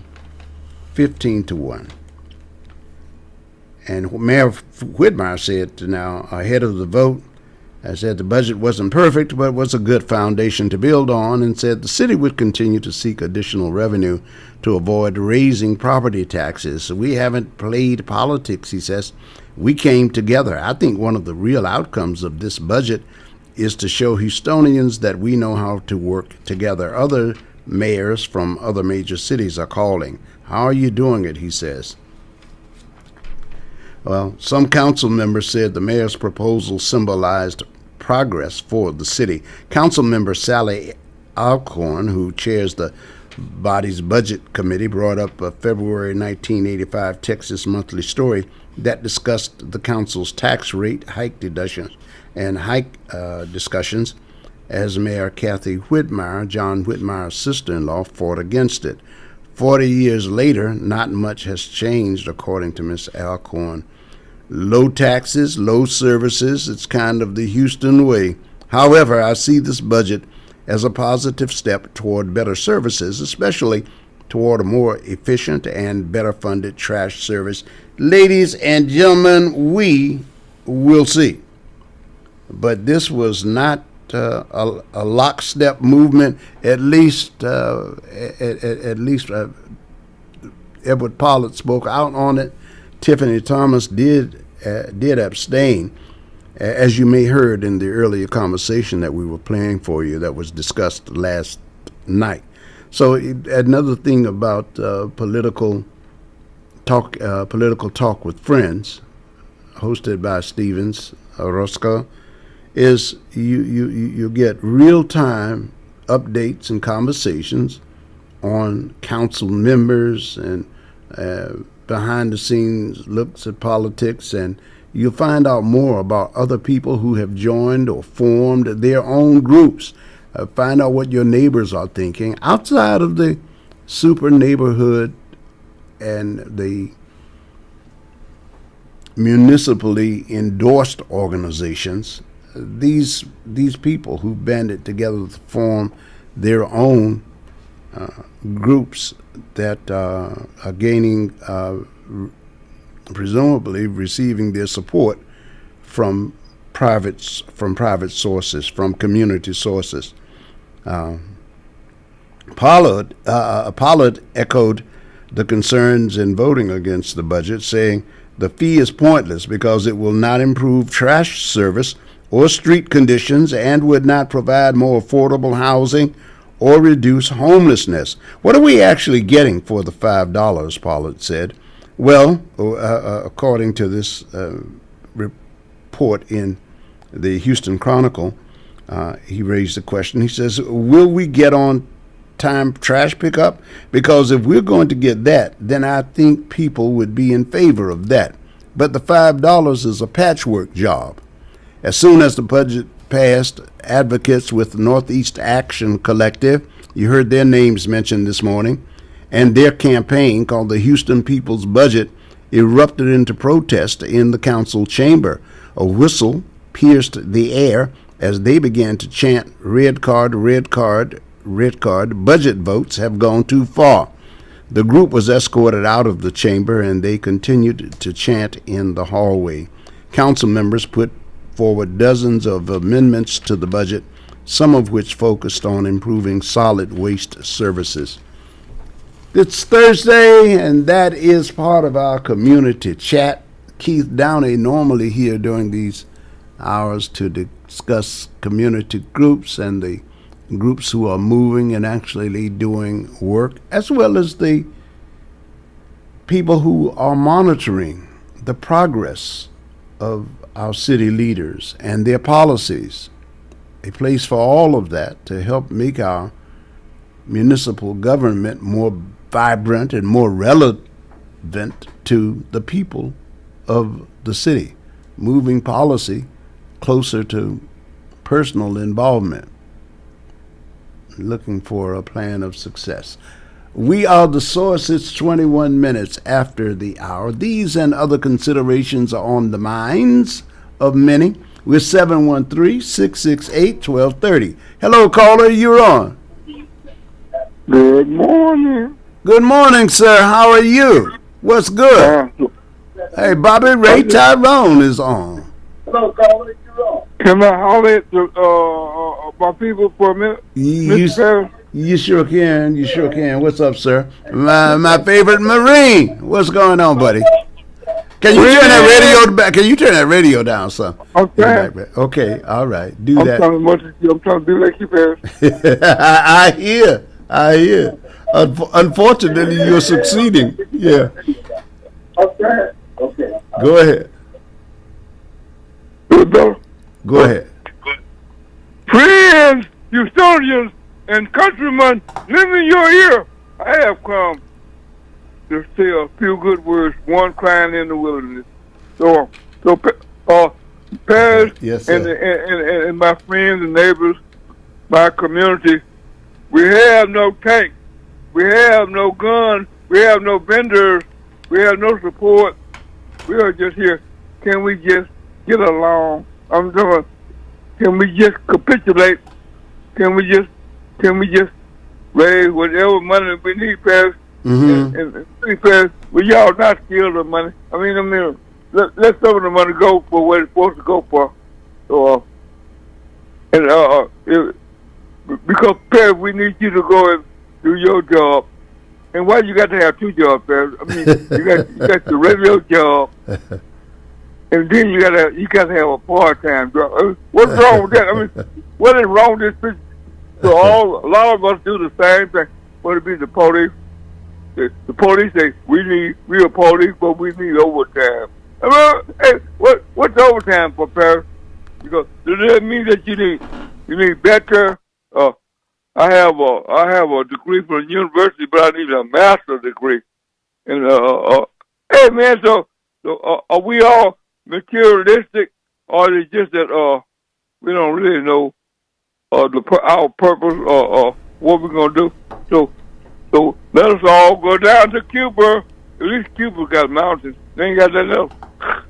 Okay, and we can overcome Paris. All right, Bobby Ray. All right, my brother. Good morning. It's 25 minutes after the hour. Yes, I was not here yesterday. Yes, I had to go do the health checkup thing yesterday, and that's with the veterans. They are rather thorough, Bobby, as you know. Bobby's one of our favorite Marines around here. We don't call him former Marines. We don't say ex-Marines because you can never be an ex-Marine according to the Marine Corps code. With these guys, I tell you, Semper Fi. That's their motto. It's 26 after the hour, so we want to get caught up. I mentioned my absence yesterday, so I know you guys got things you want to get off your chest this morning. So let's get to it. Let's get to some of the things you've been thinking about, and we'll go from there. Hello, caller, you're on. I don't think. I just react. Let me make some noise, ladies and gentlemen. First and foremost, Paris, I hope those medical experts gave you good news. Okay, oh, yeah. News that you want to hear. Oh yeah, yeah. Good. Yeah. Honestly, I hope they did. I mean, yeah, really, yeah. Yeah, and good. I like going. You know what? When I go to the doctor, I can come back and just share. It gives me the opportunity to reiterate what we share in our programming. I can give everybody a gentle reminder from a human being who just left a doctor about the kinds of things that we can do to take care of ourselves. So it's cool. Yeah. I agree. But the transition, ladies and gentlemen, whether it be your nutrition or your mental, physical health, it's not easy, whether it be individually or in business. It is hard because people get, my word, there's a better word, this wordsmith I'm talking to can probably get a better word. We get stuck in our own patterns, and we like it, and change isn't easy, okay? And some people don't like change, and it is their prerogative. How do you make yourself run everywhere? I just pardon me a minute for running over your statement, but I'm going to step back and give you an opportunity to finish it and answer. But I think this is important because you're talking about it, and I want to explore it just a little further. You run incredible numbers of miles during the week, and I don't know what your training regimen is. I don't know whether you probably cap off with a longer run than the ones you run daily at the end of each week, or how you accumulate daily. But how consistent is your pattern for wake up, run, for doing it at the same time? Do you clear other things around your schedule, the physical accommodations you make to be able to get out there at the same time, and just as importantly, the mind. Tell us about the mindset you have when you step out to run. When you wake up, open your eyes, and decide you're going to run that day again. Good question. And like Jack Nicholson told Tom Cruise, I'll answer the question. Take that back. You can be funny and serious at the same time. Look. I run 100 miles a week, ladies and gentlemen. Mm-hmm. I do two a days as far as my cardio, and on Sundays I run 26 to 30 miles, and then in addition to that, I do strength training 3 times a week to keep my bones strong, and I also do a group RPM cycling class. Where it's more stress, and I also keep track of what I put in my body, whether it be protein or fats or carbs, and I have my body is so in tune that I wake up at the same time and I do my workouts more or less. I'm retired, so I could work out any time, but I find myself in my own structured program. That I do it without thinking. Wake up at the same time, listen to my show, to your show, our show. How about that? Sounds great. Yeah, you look at me promoting, helping my I can be at the gym and listen to a podcast or a Paris show. And a little side note: everybody wants part of your time, ladies and gentlemen. But it's up to me how I give my time. So that is my routine on a daily basis as far as my physical, and then I also meditate, which shouldn't be surprise anybody, and I go through about two books a week, ladies and gentlemen. Right now I'm at about 60 books for the year. Last year I did 140 books on all types of. I don't have to agree on a subject matter. I go get a book that is against me, a conservative book or a liberal book or Republican, whether it be politics or music or I get biographies or anything. So I just basically told you my life in a nutshell. Of course, I'm retired, so I have a lot more time than a lot of people listening right now. They got the family thing and the work thing, so that's nice. I hope I answered the question. Well, no, and not only did you answer, there are nuggets in there, and I just want to tease out a few right now to make it even more relevant. To be consistent in our observation of our health, and the different way people get into it. Were you always a runner, or did you take it up later in life? Were you a runner as an athlete in high school? Where does the tradition start from? Running started in college, not in any organized way, but just to try and keep up the health. Because in college, I gained a little bit of weight. You find yourself eating and drinking, and the weight. So I've been running about 60 years. I understand that. I started when I was in my 20s as well. Go ahead. And not off and on, and not as seriously as much as I'm doing now because of the time constraints, and life gets its way. You have to prioritize things, but right now my prioritize myself and my body. Believe it or not, it's about me, and I take care of myself. And when I feel like it, I bring it up just to try and help people. Like I did the other day, I offered $1,000 to anybody who would take me up. They could do a marathon. And you could have walked. You could have taken me $1,000, but nobody took me up. So, in other words, you have to be at the right place at the right time. And it's not easy. What I'm saying, you start baby steps. Start with walking, and if your doctor approves you, speaking of doctors, to walk a little, go for it. I mean, but yes, Sherman said, go visit your doctor before you start an exercise program. Well, it'd just be walking. You can say, I don't need my doctor's approval to walk. Yes, depending on your heart condition. No. Yes, that's right. Yeah. Where was I going? Oh, yeah. My Spurs. My Spurs, ladies and gentlemen. How about that game yesterday? And the people might be saying, what are you talking about, taking the greatest choke job in the world? I'm talking money, ladies and gentlemen. The Spurs were underdogs, and Ralph knows this, and so they covered, and that means money, which I can turn my money and give it away and help people. That's more than through money. I've said this before. Money is a powerful vehicle to really help others. I can tell them, like I just did, do this, do that. It works for me. It's common knowledge. Every doctor will tell you exercise, nutrition, but money in a lot of lives helps more. Instead of going to the Family Dollar store and buying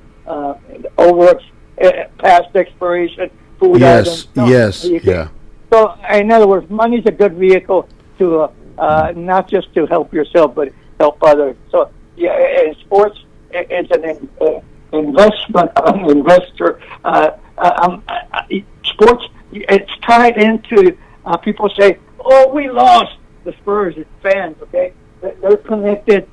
They place their identity in the Houston Texans. If the Houston Texans lose, I lost. It's a crazy, not crazy. It's kind of the way it is a lot of times with politics. Oh, my Democrat Party lost. That means I lost. You can't separate. Some people can't separate the two, okay? But when you identify yourself with a person in the political area or a team like the beloved Dallas Cowboys, it's a crazy thing, like the MAGA people with my guy Trump. Here I go again, my guy, and that's kind of in a nutshell how people just join a tribe where they're freely. It's always a choice, but you join a tribe, whether it be a sports team or political group or I'll use Mesa. I want to finish my brown people, and if they win, I win. No, come on. It sounds good, okay? And I believe we are all one. But in a practical sense, look, I got to take care of myself. Nobody's going to do it for me in terms of financially and physically. So yeah, and I've had help over the years, okay? I haven't done it alone. So you give credit and then pass it on. Right, Carl? Yes. Yeah. Well, look, at the risk of being a buzzkill to somebody, what you're talking about makes perfect sense, though, when from a social science standpoint, and biology bears this out. Anthropology bears this out.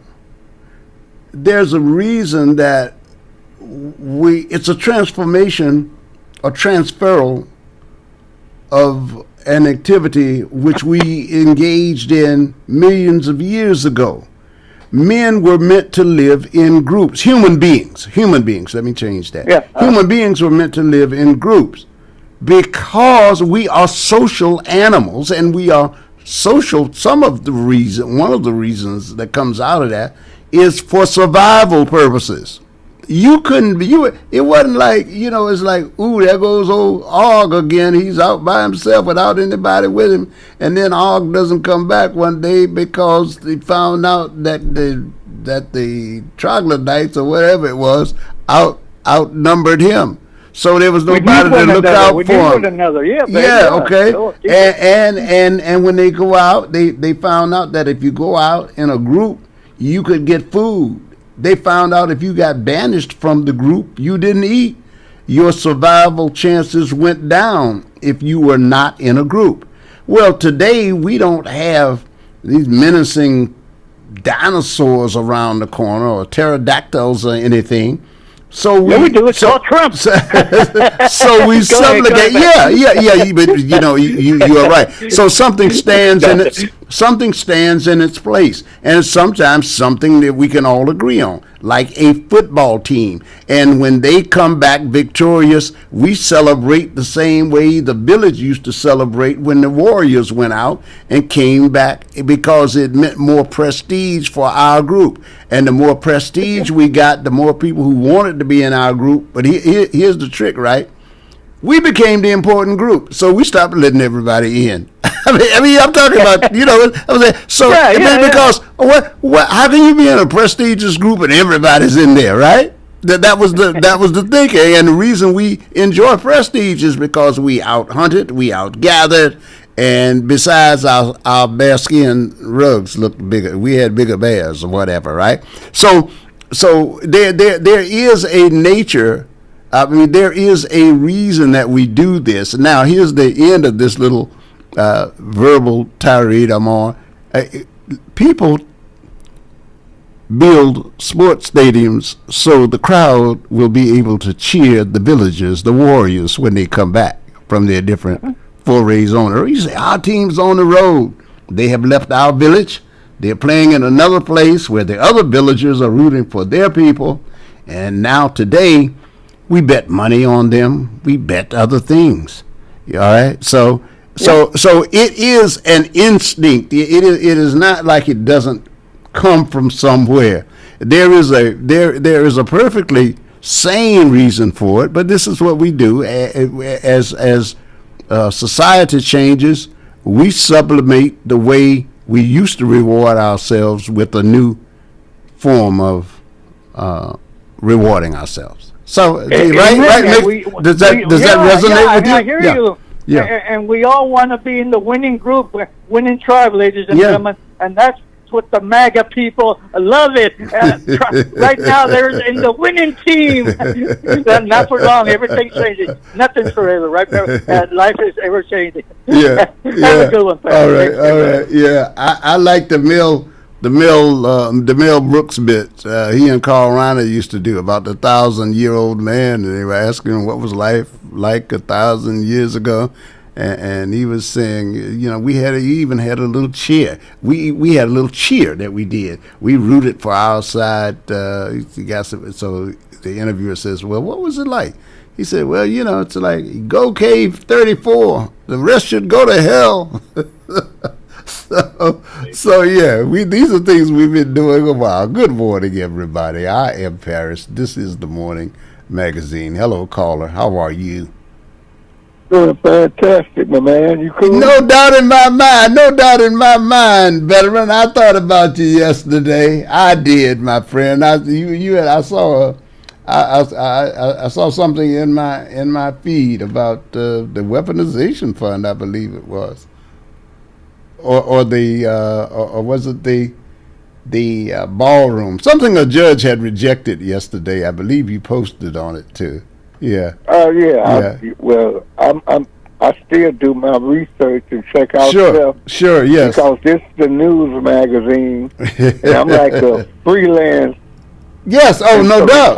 No doubt. A stringer. You and Paul Wright. You guys get it all done. Yes, indeed. Yeah. I'm looking at breaking news right now. Okay, what you got? Pentagon locked down. Some floors evacuated. You have the Pentagon police walking around with gas masks and chemical protection suits, and we have outside responders that's responding to the scene. They're wearing the same thing. We don't know exactly what's happened, but some floors are evacuated, and Pentagon has 20-something plus employees there, and it is the nerve center of our military. I'm seeing that it's over. They're reporting that it's over hazardous material spill. A spokesman, Sean Parnell, said that the systems within the Pentagon have detected an air quality issue necessitating precautionary measures until we determine its significance. So they haven't done that just yet. It says they're executing standard protection protocols including a shelter-in-place order for the affected area. Response teams are in place and ready to support building occupants. Okay, yeah. Well, I hope that the Revolutionary Guard, because we know it's Iranians living here in the United States and around in the Pentagon. I just hope it's not one of those, because we know what we're vulnerable to.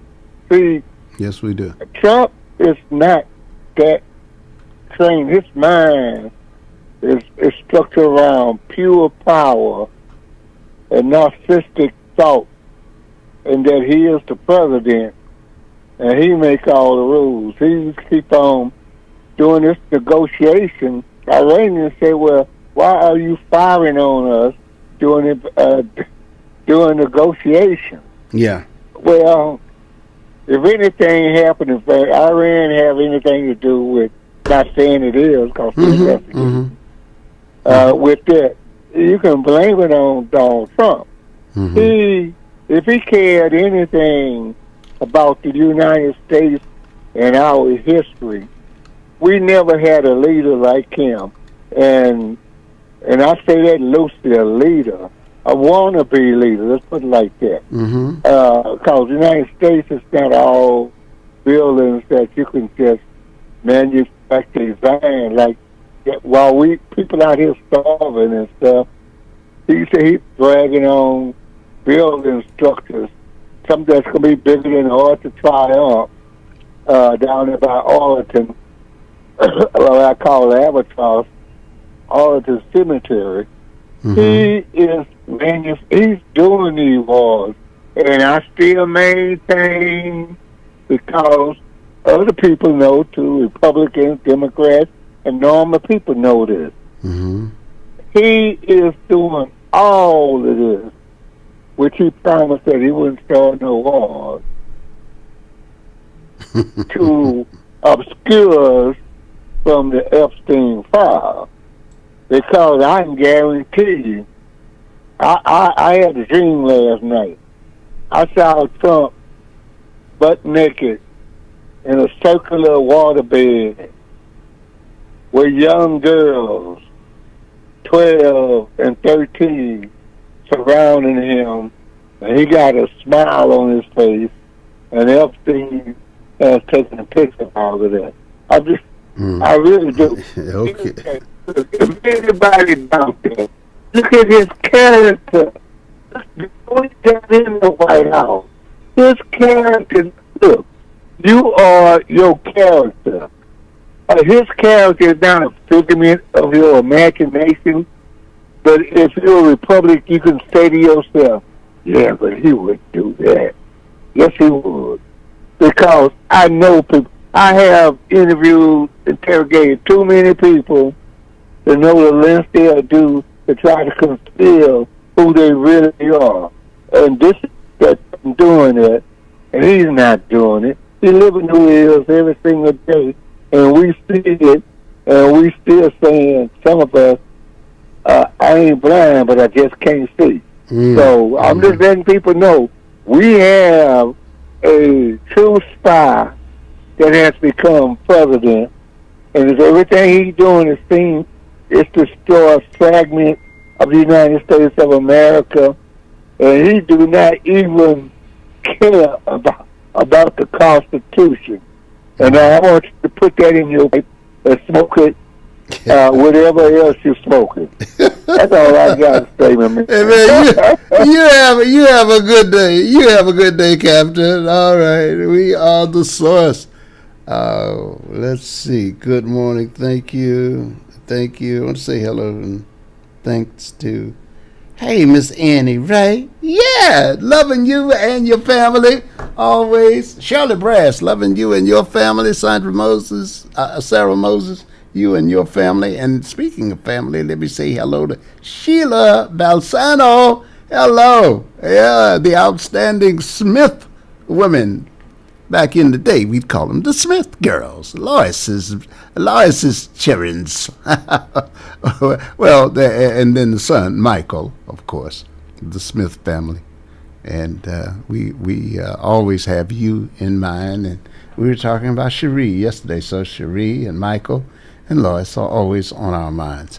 I am Paris. Good morning. It's 11 minutes before the hour of 11 o'clock. Let me give you some update information here.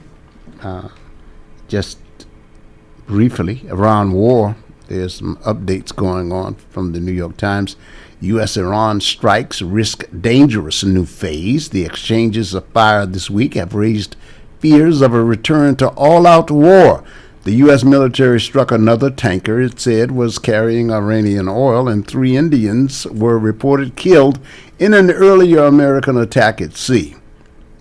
The U.S. military pounded targets in southern Iran for a second night, and the president promised in a Thursday morning social media post to continue for a third. The U.S. attacks and Iran's retaliatory strikes on nearby Gulf nations have raised concerns throughout the region that the fighting may become impossible to contain.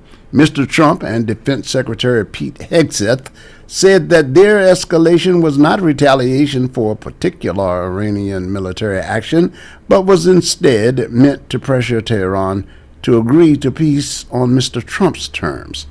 Multiple rounds of talks over the past 2 months have failed as both sides perceive themselves as winning and maintain hardline stances. Iran's foreign ministry said on Thursday the latest U.S. strikes had rendered a ceasefire agreed in April meaningless now. Iran's lead negotiator, Mohammad Bagher Ghalibaf, warned Washington on social media that impulsive decisions will reset the entire board for the worse, explode energy infrastructure and markets, and create an endless quagmire that you will be stuck in for years. In his own post on Thursday, Mr. Trump said that the United States would hit Iran very hard tonight, and mused in a television interview that he might deploy the U.S. military to take Karg Island in the Persian Gulf. That's the heart of Iran's oil economy he's talking about there. Mr. Trump and Mr. Hegseth, who have criticized reporters for even asking about future operations, have in recent days broadcast their military plans hours before they're executed. Now, just a side excursion here. That says to me, and I don't have great military reasoning. It's not my strong suit. It's not my forte. Not my specialty. But when this president, who likes to be unpredictable, decides to broadcast his military plans, it says to me that he's not really interested in going to war. He wants to avoid this war. So he's sending out relatively specific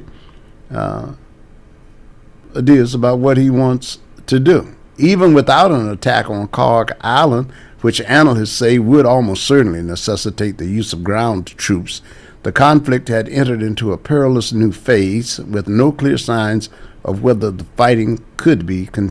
The U.S. military also sought to raise pressure on Iran at sea, striking 3 oil tankers this week in the Gulf of Oman for attempting to transport Iranian oil. U.S. Central Command made that announcement. The Indian government announced that 3 Indian crew members died in one of those strikes on Wednesday. We've told you about that. And the latest American attack in Iran began shortly before 1 a.m. local time this morning and lasted about 4 hours, according to Central Command. So there's an update on that. They've got strikes on vessels taking place out there. Good morning, caller. You're on. The Honorable Paris Elijah Eley. Soldier, drill sergeant, what's going on, Big Jeff? How are you, sir? Front center this morning, soldier. Front center. Oh, yeah. Heels locked. I'm in here. Okay. We need to talk to you this morning. We missed you yesterday. We got to try to make up. Sir, yes, sir. Make up wheels. Yes, sir. Yes, sir. Yes, sir. Yes, son. Absolutely. Go ahead. Talk to you, man. It's more about it's APEC money. Okay. That that the politicians are receiving. That's a conflict of interest to me. Because now this is monies that Israel is giving them to go along with whatever Israel says. You know, on the down low. So if they're receiving APEC money, you know, just like what John Trump doing right now, going into Iraq like he is, they got to be with it. If it came down to a vote, if they getting Iran, you APEC mean money, Iran. Yeah, Iran. If they getting APEC money, then they have to vote for what Israel. Well, that's what that's the intention of it. It's a lobbying organization. The American Israel Public Affairs Committee is what it is called, and it's intentional. Its intentions is right there in the name. The American Israel Public Affairs Committee. It's a lobbying group. That's what it is. It's lobbying group. Lobbying group. Yeah, when PACs, political action committees. That's why I say that it's right there in the name. It's a political action committee formed with people who have Israel's public affairs as the focal point of their legislative agenda at any moment, and this money is intended to influence the way they vote. Yep. It engages with. Well. See, the thing about it is, I do hear what you're saying, and I'm not. I'm not disputing that. It's just that the law makes allowances for these groups, and the thing is, sometimes a thing can be legal, but the way people maneuver it, they maneuver it for their own purposes, and if you get caught, that can be illegal. You know, there's certain things, because there's certain things you're supposed to do and not do, you know. And there are people who watch what's going on here, and there are people who say that this organization crosses the line. Some of the people who are accepting that money are simply responding to whatever Israel wants without regard for the people who elected them and the political political damage that might be done to their own constituents. So some of them think that that these people are in the pockets of Israel. Sometimes to the detriment. That's what I'm gonna have to look out for, man. I'm talking about when I get ready to vote. Yeah. If somebody that's accepting that APEC money, well, I'm gonna have second thoughts about voting for them, because I don't feel like they're gonna work it in my best interest. Because there might be some things like that Israel do that I don't particularly care for. You know what I'm saying? And they're gonna go along with them because they're receiving the money. And if they don't vote with them, then I understand the money is taken from them. And, man, I need my person that I put in office, I need him to have a clear mind, you know what I'm saying, in order to get our situation straightened out. And I don't need him to be receiving money. And I will add to this. Now, if that's your breaking point, you've got to let the politician know the reason that you are withdrawing your support. It's better when they know. That way they don't have to say, well, it was for this reason or that reason. You have to be vocal. That's the thing about activists. when they're out there as well, you can perhaps get with one of those groups, find out if you like the way they're handling their business, because sometimes you can share the desire to reach a goal, but the other people who are traveling in the direction just might not be the people you want to get there with, right? So whenever we start joining things, we always want to be mindful of what we're joining ourselves with, or to whom we are joining, attaching ourselves. But yeah, it's perfectly, and you can go to the website with the APAC website, and you can also just find other associations, because we're hearing more about these organizations now who are speaking out more clearly and forcefully about APAC, about the American Israel Public Affairs Committee. Okay? Okay, man. All right, Jeff. We missed you yesterday, brother. Well, thank you, Jeff. I miss you guys always. Okay, whenever I'm not here, I'm thinking about you guys. Here's my guy. What's up, Money? How are you, sir? Hey, pretty good, Paris. You sounded well this morning. Cup of coffee. What's Gucci? You're a cup of coffee. I am Japanese black this morning. I am Gucci yummy. Yes. Come on, man. That is funny, man. Come on, bro. We just brought it up. Come on, yeah, man. Blue skies and white clouds out here in Paris today. Man, so we're gonna get into that in a moment, because you made me think about something just then, because I was thinking about blue clouds, white skies yesterday. I won't take your time to explain it now, but I do want you to stay focused in on it, because it's a great way of thinking about thought. So go ahead. Listen, I thought I'd call one prophet and ask him about another prophet, and that is, I've been thinking about King Solomon in the Bible, right? Mm-hmm.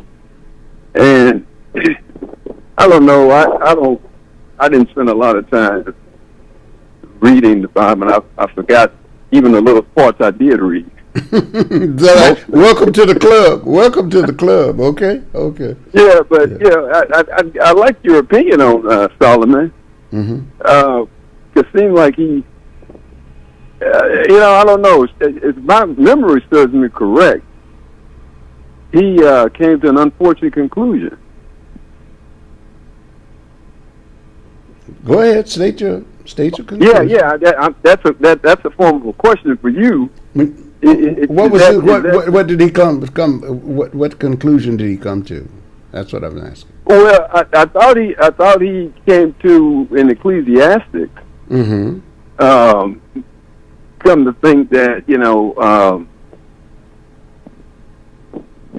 he couldn't find happiness in his in his abundance, per se. Yeah. Right. Is that the way you remember it, or? That's what I drew. That's what I drew from the conclusion. But I gotta be honest. Here's where I say Solomon is one of those figures I didn't study in depth, and kind of. He was. He found his delight in God, from what I can make of his life. That's what I see. One of the things I remember Solomon for now, and I don't know if this gets me to your question or not, but there is nothing new under the sun. That is what I most. That I most walk away from that with. I don't know why that just keeps coming with me. The thing about the wives and all of that, you know what I'm saying? But the thing that sticks out with me is his pronouncement that there is nothing new under the sun. And he was known to be. And of course, the story of the baby, the baby. The Solomon. They call it the Solomonic decision. Yeah. Yeah. So, but you always, God, thought just hit me right here.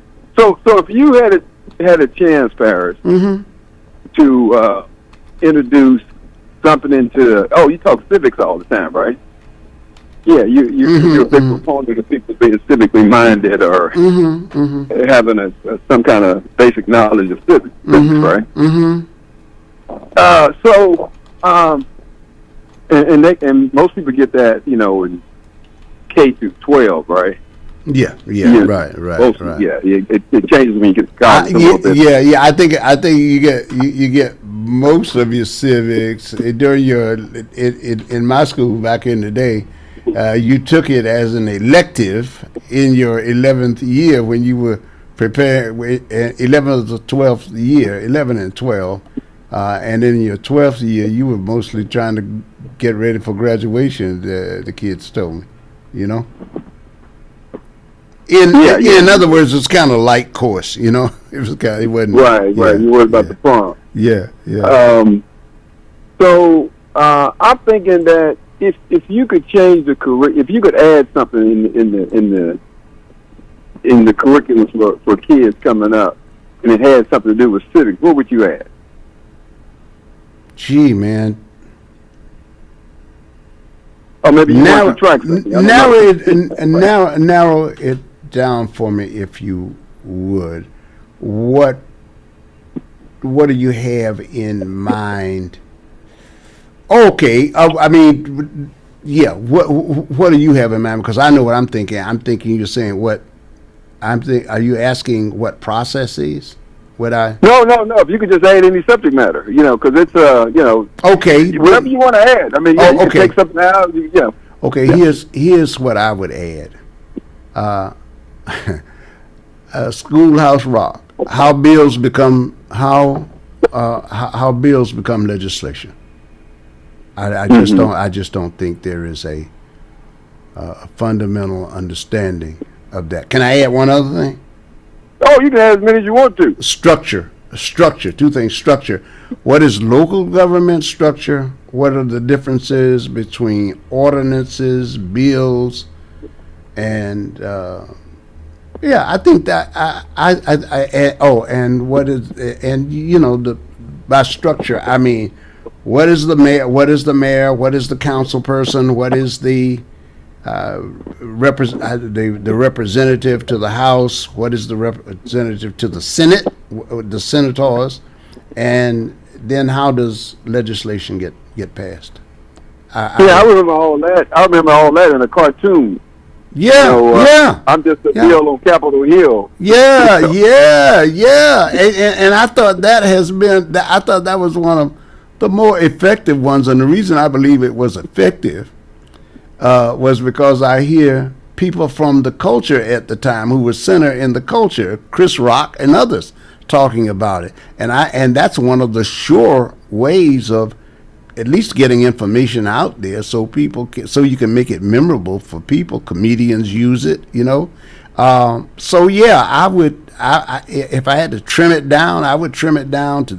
You had to do that, maybe add another semester. I don't know how to do it, but with AI, you got so much you can do now. I think, and you can increase the intensity of these courses. I think, yeah. Mm-hmm. But that's what I would do, because I think that's where the breakdown is in understanding who our representatives are, what they're supposed to be responsible for, right?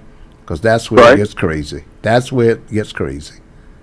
No, I would. You know what? I'd add courses on corruption. Oh, good luck.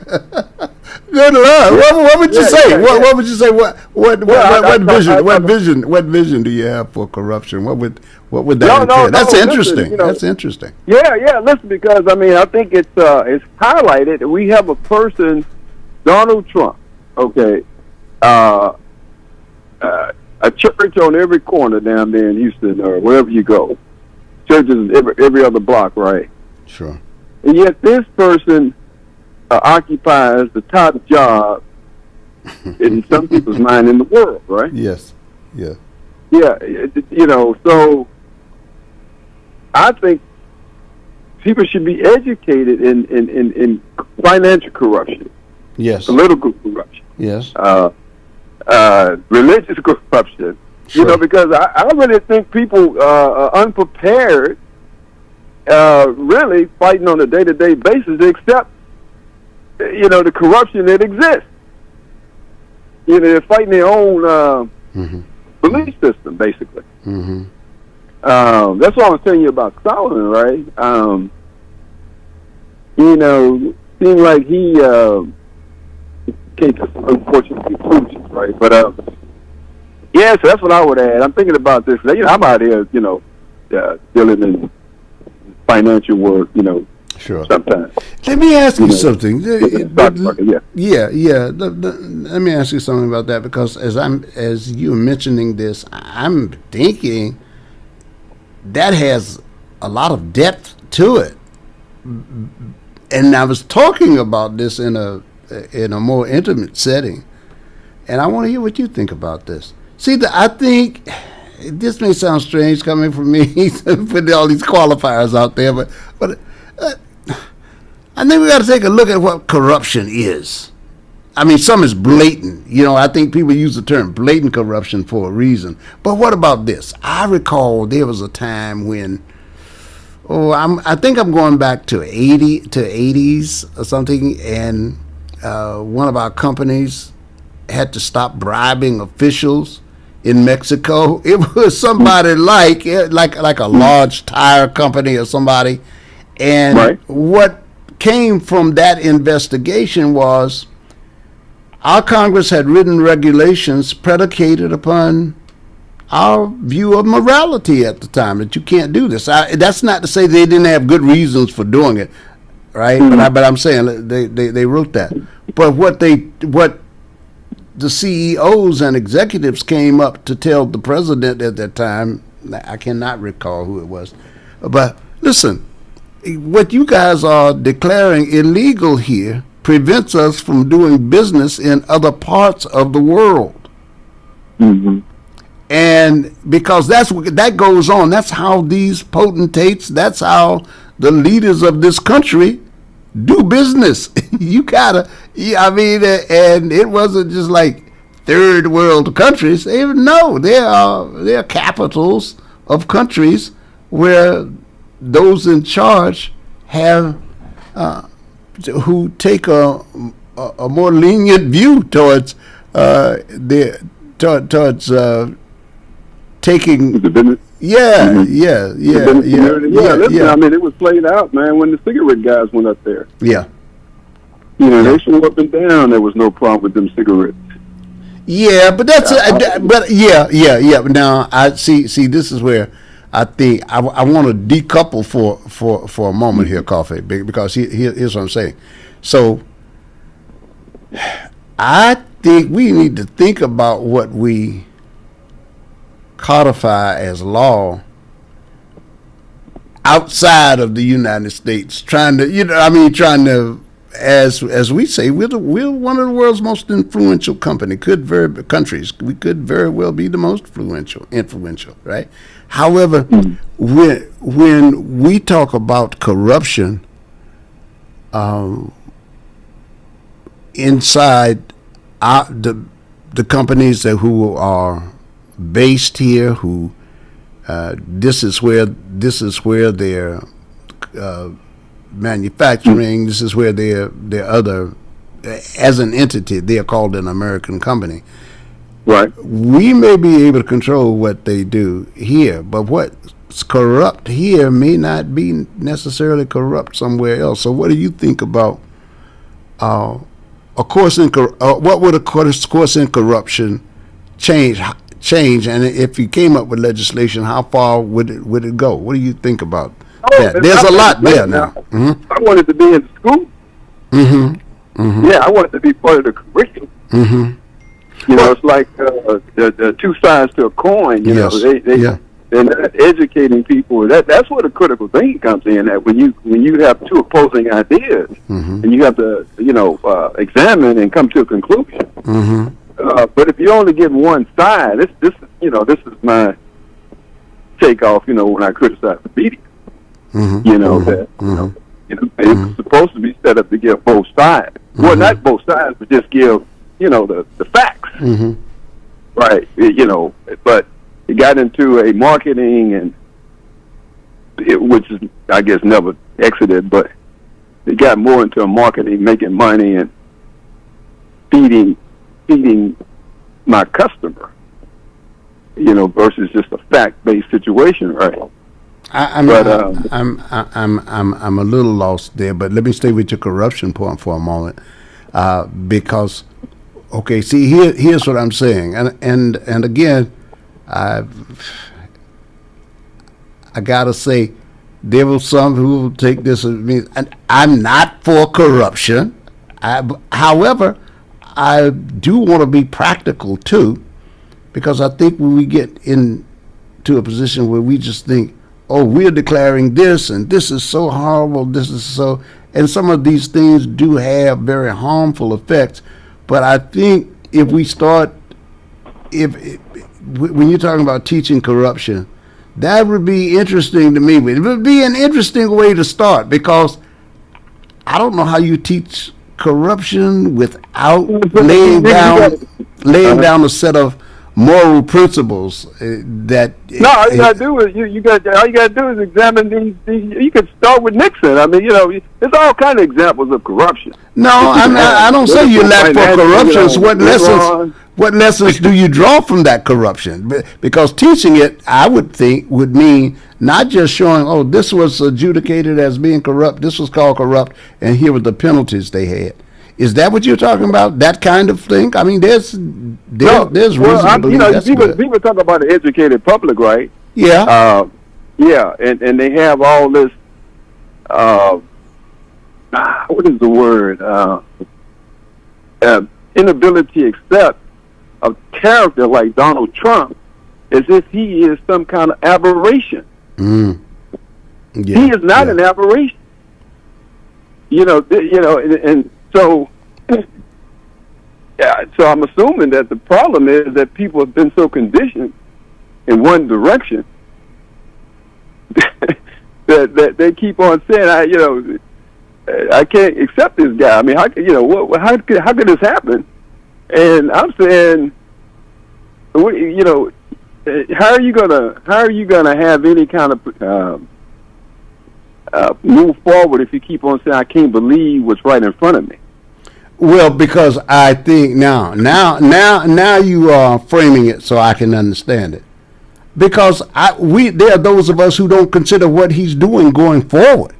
We don't. I'm talking about the other. I'm talking about. Well, I know, but see, you had Donald Trump as an example, and we were talking about corruption, and you were saying you don't understand why people say I can't believe he's doing that, because in 250 years, and here I have to speak for me, we've not known a president to do this in such a blatant manner, and people are saying no, you are going too far. Because we want some kind of governor on it. We want some kind of lid. There's got to be some boundary. And you are disregarding boundaries and you're tearing it up. And one of the things that compounds what you're doing is you are going outside the system to break the system even more. And the only claim you have to that is that you are the president. And we don't allow the president to do that here. That's the way he's operating, and that's but you see, I don't. That premise that you start with, that the system was operating without being broken, I think it's a false premise. I didn't say it's a false idea to say he's breaking the system and going too far. I didn't say he was. I did say he's going too far. That's right. But because he's not doing it, because going further is not doing anything to help fix the system. As you pointed out, let's say I accept your premise that the system is broken. I always said that, right? I mean, I can understand that. I can agree with that. The system, but making the system more broken doesn't help, and he's making it more difficult to fix. He takes a problem and he makes it worse. But people are working on fixing it. And so if you're shoving dirt out the American citizens, that's why they don't like the fact that he is ignoring them to make the problem worse. It's like having. Wait, hold on. Yeah. Go ahead. It's like when you have your child helping you, and he wants to be good and he wants to help, and you're throwing the dirt out of the hole, and he wants to do what you do, so he throws some dirt back in the hole, and then he goes down and digs it out. He thinks he's helping you. Well, imagine that happening with an adult, but only with malicious motives. Donald Trump is not fixing anything. Donald Trump is not fixing anything.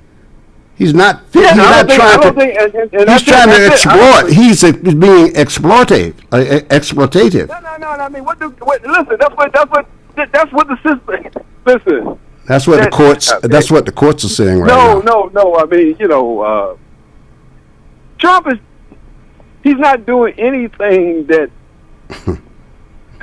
unusual to me. To you, you're not a judge. I mean, you and I are at a disadvantage here. Let's admit that. I'm saying, but to the people who do it every day, the judges, the court system. No, it's many. I mean, two lawyers agreeing is an anomaly.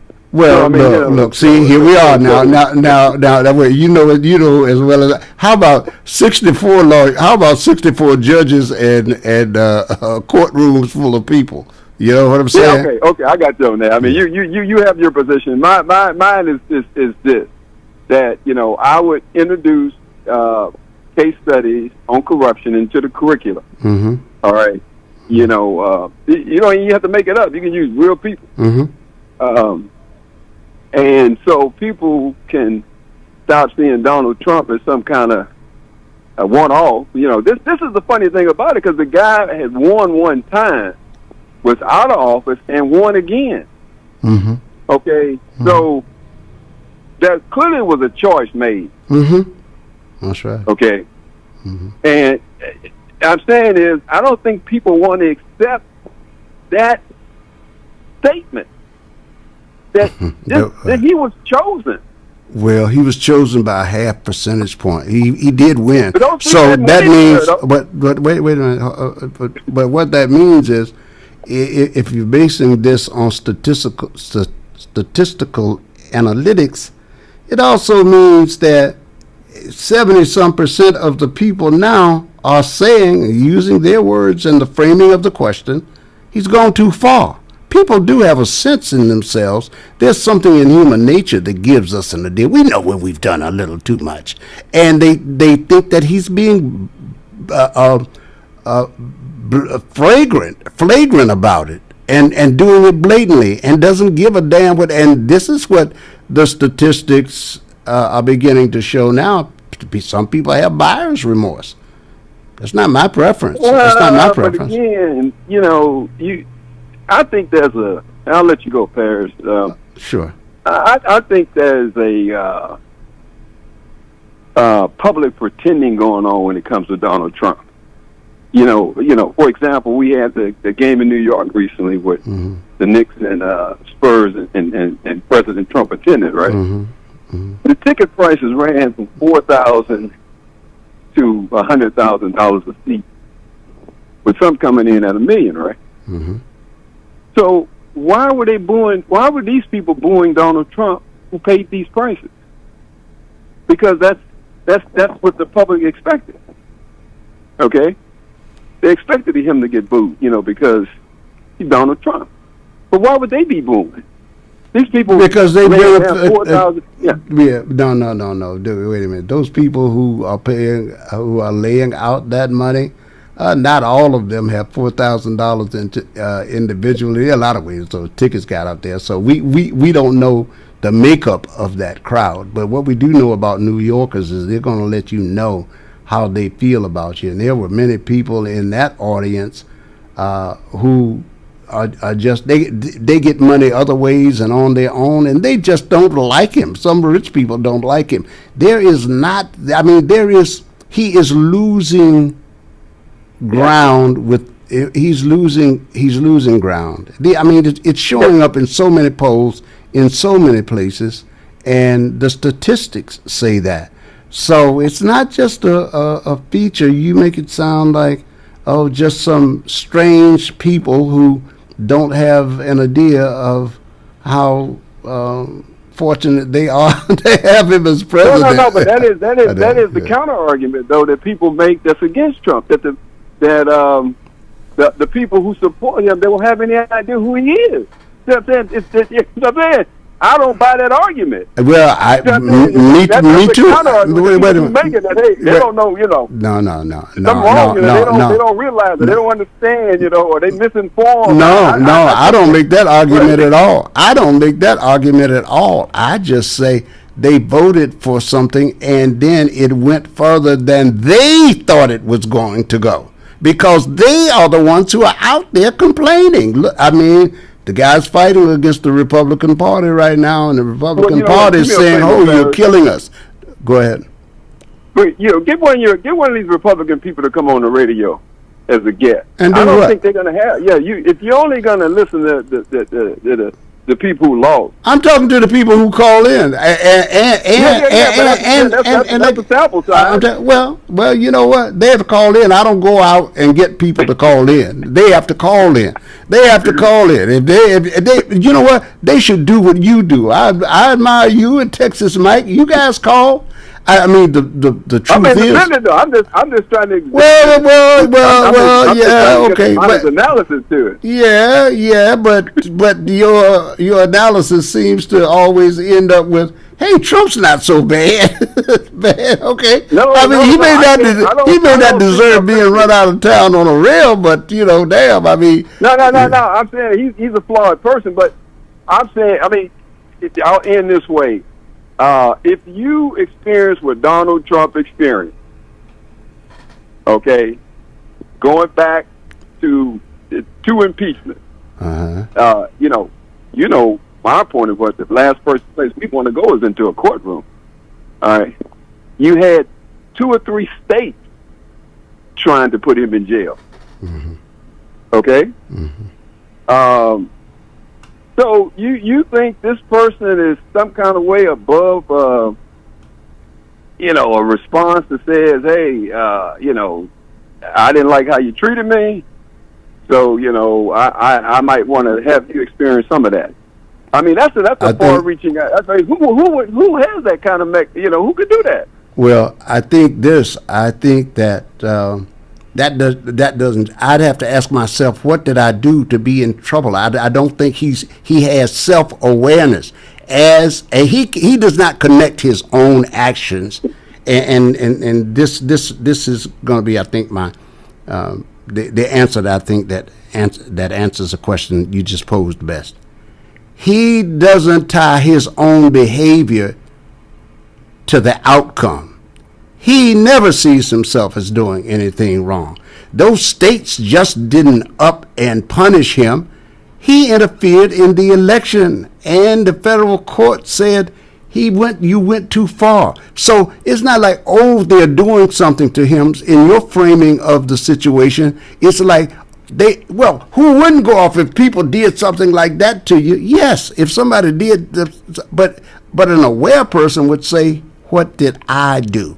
And he never accepts responsibility for accountability. He doesn't do that. That's how he wound up in those states that you're talking about. They didn't go to Washington to do anything to him. He picked up the phone. He called into these people's states, and he wound up being investigated for that. And so he wound up being. You're right, but again, it was always my understanding that people in politics made deals. So that thing about Ukraine, where supposedly he asked the government, Comrade Zelensky, to investigate. Yeah. I mean, to me, that seems to be the practice of politics. Well, seems to be, but apparently it ran afoul of some kind of law that they got with one another. We're going to have to leave it there right now, though, my brother. And you stay out there. Don't get too much of that sun coffee. Don't get too much of that sun with that caffeine. Let's start teaching people about corruption, man. I think they'd see the world differently. Okay. All right, buddy. All right. We are the source. Hello, caller. You're on. Good morning. Hey, good morning, Uncle Pete. Hey, DJ. What's going on, money? Oh, man. I tell you, man, what a great question that coffee asked. What would be a worthwhile curriculum to teach in school? Mm-hmm. Uncle, I thought about that question. Mm-hmm. And, first of all, if it was me, I would first start with the knowledge of God, 1. Mm-hmm. 2, the knowledge of self, 3, the study of civilization and its development. 4, Earth's cultivation. And I will make government dead last because of the 250 years of corruption that it has displayed. Now, you know, and when brother was talking about Solomon, what did he come up to the conclusion of? Remember, Solomon came up to his final conclusion, and it was that all is vanity. Mm-hmm. Everything, yes, yeah. all your pursuits, all is vanity. Yeah. all the women. That's You can put it all there. Yeah. It was all vanity. In this the end. much I know. I was young, and now I'm older. Something. Exactly. That's what it was. Solomon. Out of all those pursuits, mm-hmm. and you know, with the whole Cypress Belton thing, with Rick Chow, you know, 2 things came to mind. 2 incidents came to mind. Ahmaud Arbery and Tamir Rice. Okay. Okay, cause I went on in and looked at the video, and you know, and when you look at it, it almost looked like the young man. He did have the intention to go in and look like he was gonna take some water. Okay, yeah, and because he did took 4 of them out, but then after he realized that lady was behind him, he put them back. Okay, so when he walked to the front, you know, she was asking him to show his within his I think he had his hand in his pocket, and one of them old not jumpsuit, but you know what I'm saying, a warm up. Mm-hmm. Right. And then he was shaking it, but see, I never saw him took his hand out. Okay. So he got his backpack and he took off running. Mm-hmm. Okay, and then here come Hong Kong Fooey from out the back. He running all out there, and I'm trying to say myself, man. Then because notice them, they evidently they was watching him hard in whatever little movement that they make. It was 2 people in the store, so you gonna leave all 3 of them left out, and left those other 2 people sitting there in the store. Okay, now you went and chased him. Then all of a sudden, hell, what the boy's supposed to be, Flash Gordon or something? How in the world he gonna be running? You got 2 people in hot pursuit trying to catch up to you. Then all of a sudden he turned around and pulled out the gun, with a what they said, a laser on it. 14-year-old, what you gonna do with a gun with a laser on it? And then I'm looking in my head like, how in the world would he be running off as fast as he was to run out and take out a gun, and then that's when the guy shot him? Something just don't sound right about that. Yeah. Because nobody can outrun a bullet, man. I mean, you can go, man. A bullet travels for miles. Yeah, man. This is true. Yeah. But that's all I call to say on. But some just don't seem kosher about that, because if you remember, Ahmaud Arbery was just jogging, and then he went into them in homes. Georgia. Ahmaud in Georgia. Yeah. Went in the Mac Michaels. The Mac Michaels them decided to chase him. Hey, what are you doing? You know, and all this stuff here, and then gon' try to plant some and lie. See, Travis turned around your daddy. Travis, my ass fault. Yeah. And then don't forget the cops with Tamir Rice. Tamir Rice, now he was out there playing with a plastic gun, pew-pewing and all that mess there. And then so the first thing, Beretta and Starsky and Hutch or whatever gonna drive up, and then he gonna jump out and just shoot. Absolutely, you're right, man. All right, buddy. All right, we are the source. Hello, caller. You're on. What's good? Thanks for taking my call, Your Excellency. My brother. Yeah. I ran into the strangest thing a few minutes ago. I ran out of brand and I went into the liquor store. Guess what I saw on the shelf? What? I saw some Trump Kool-Aid. And then I went next door to the smoke shop. Look what I saw in the counter, medical cannabis. Green leaf, not green, was gold. Genetically altered Trump cannabis. In the black community. Can you believe that? Oh, you're funny, man. Why people all of a sudden taking a liking to this, man? Now I understand it. I just want to make sure you're aware of it. You are wild. You are too wild. How are you? What I'm calling about is I don't know if you heard it or not. I had it on the news about this. They had a meeting. Trump had a meeting in the Situation Room with his cabinet members discussing the Epstein files, whatnot, trying to figure how they're going to try not to make all this evidence come out. Were you aware of that? Yeah. See, That was a biggie. That was a biggie. Yes, sir. They go to that length to keep all this stuff from coming, let you know, how many people are involved in, how many the major players involved in this thing. Yeah. That's why they're trying so hard for it not to come out. They're trying to do everything they can to distract the people from it. But that's the key to everything right there. Once they get up, if they get hold of the information, it's a done deal. Yeah, and they're trying to make that as difficult as they can. They And then I saw Congressman Green. He was holding the Secretary of Homeland Security at task about racism. He didn't like it. He went off on it. I was saying to myself, we lost a warrior in Congress. Yeah, This guy, he's fearless. He tell it like it is. They don't like that. That's why they want him out of there. But hopefully we'll see a change. Hopefully we'll see. Yeah. But I appreciate you taking my call. Oh, always, Stay away man. from that Kool-Aid. I'll try. Yes, indeed. We got Michael Lawrence Harris coming up. We got Michael Lawrence Harris coming at the top of the hour, and I'm telling you, his audience is out there. Tell Michael I said hello.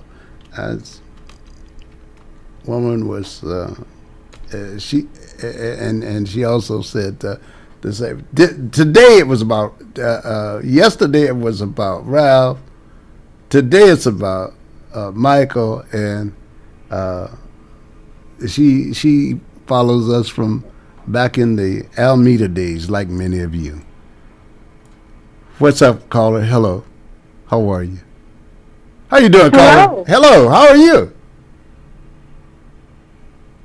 Hello.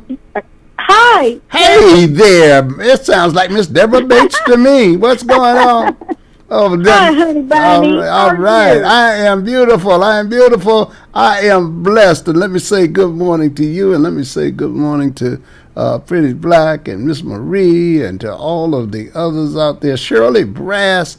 Man, you guys are just so great, and we always appreciate you. Miss Clarice, we appreciate you too. We got Deborah Bates. She's helping keep our population healthy and well. What's going on, my sister? Well, I just wanted to call and say hi to you. Mm-hmm. And, I mean, you can't, there's so much out there, it's like my head hurts, so I don't even want to start, with Trump. But I just wanted to call you and say hi and see how your day's going. And then also I wanted to tell you that, J.D. Vance is going to be on The View Tuesday. Oh, really? Can you believe that?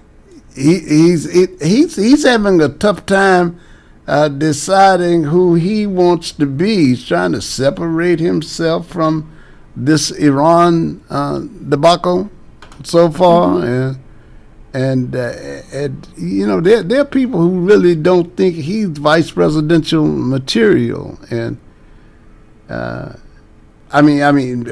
certainly not presidential material. So there's a lot of that going on.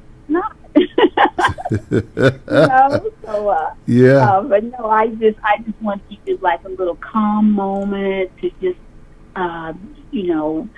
just relax and know that it's just like you have to decompress with so much out there. You do, don't you?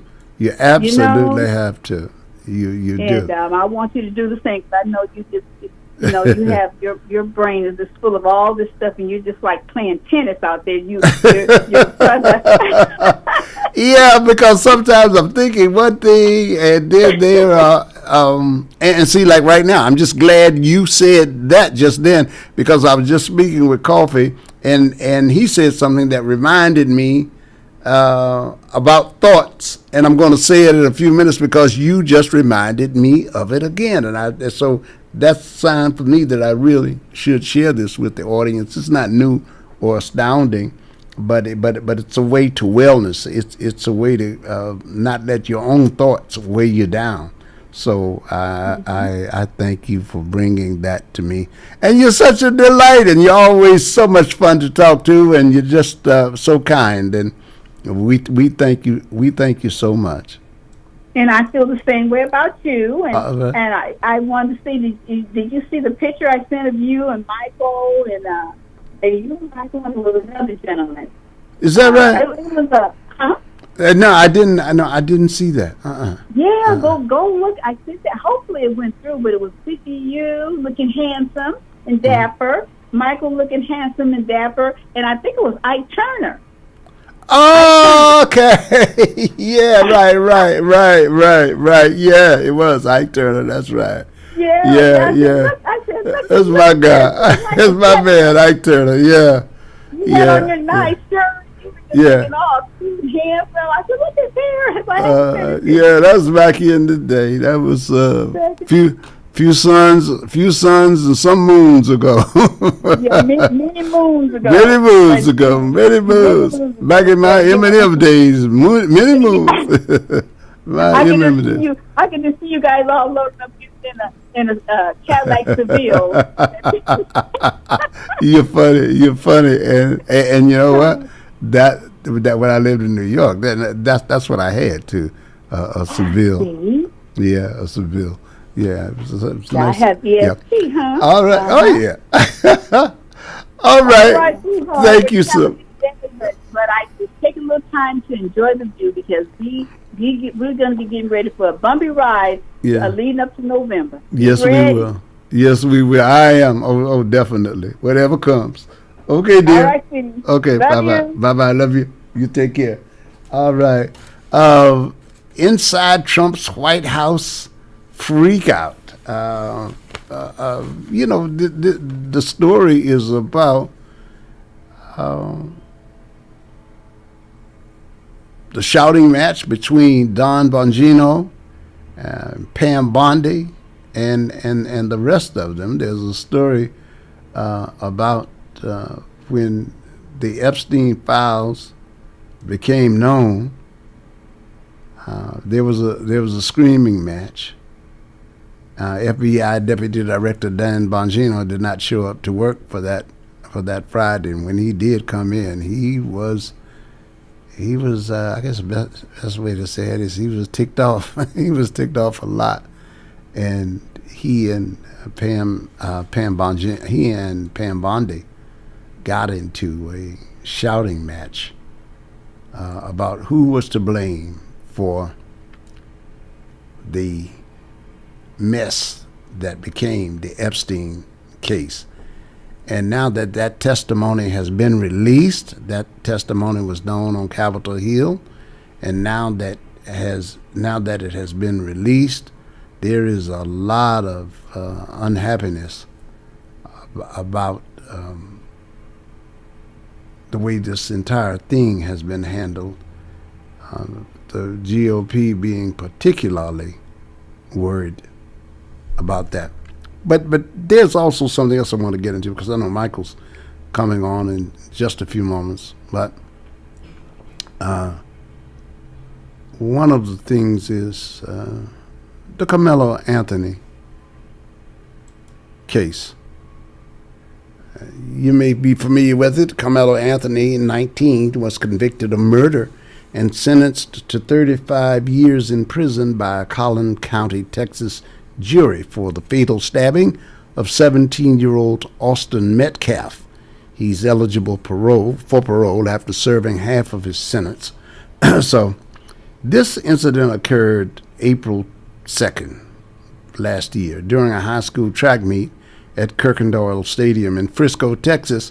A fight broke out inside a team tent. Witnesses stated that Metcalf, a junior at Memorial High School, confronted Anthony about sitting under his team's tent. And then after a brief verbal exchange, Anthony replied, "Touch me and see what happens." Metcalf pushed Anthony, and Anthony immediately drew a knife and stabbed Metcalf in the chest, and that proved fatal.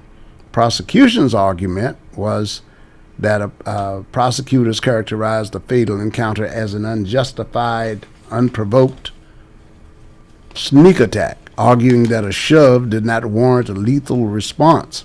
The defense argued that Anthony's defense was that he acted in self-defense, reacting in a split second of fear after being physically shoved first.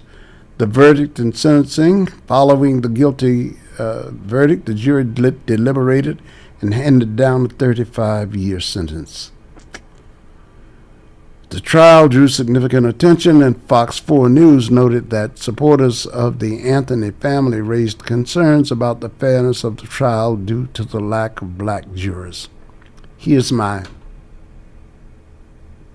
thought for what it's worth, just for this moment. That's just one case, and it's one too many, of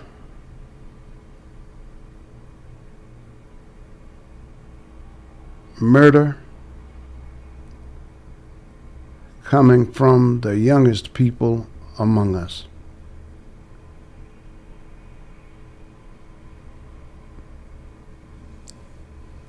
It is sad, to say the least, to hear that a young black man, and I'm going to put in here any young person, being locked away for a substantial portion of their lives for murdering someone else, for taking another person's life. There's no sides here to be taken. It's a loss for everybody involved. And here's the true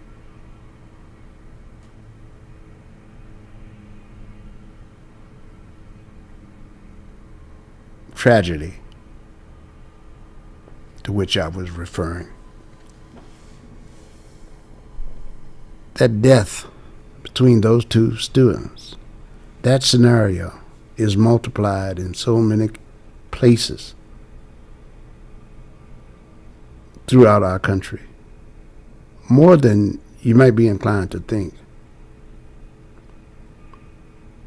They're not all deaths, but so much violence.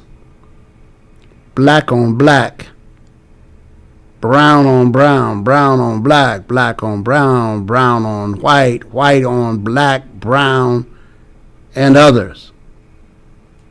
In a generation of people who have opportunity before them, but they haven't learned they've got to make it too.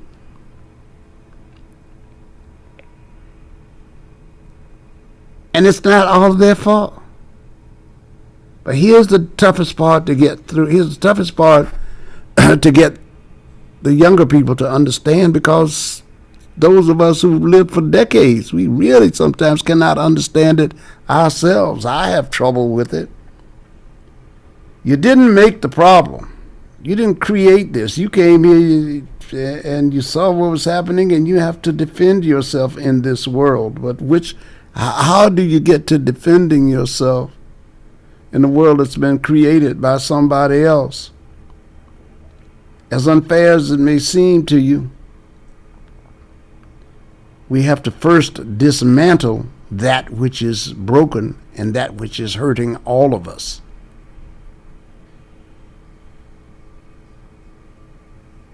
And at first it seems like, well, maybe the answer should be to arm everybody. That's the first answer that came to my mind as I was coming to life. They got rocks and guns. Let's get us some guns too.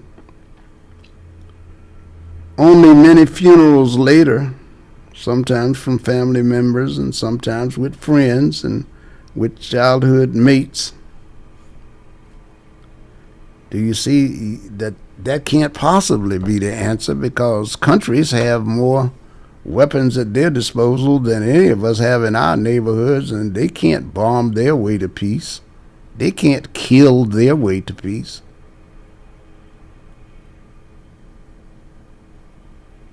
But yet they have those weapons, and they seem to be proud of them. They have parades in their countries, parading their might. And they make it seem as if might is right.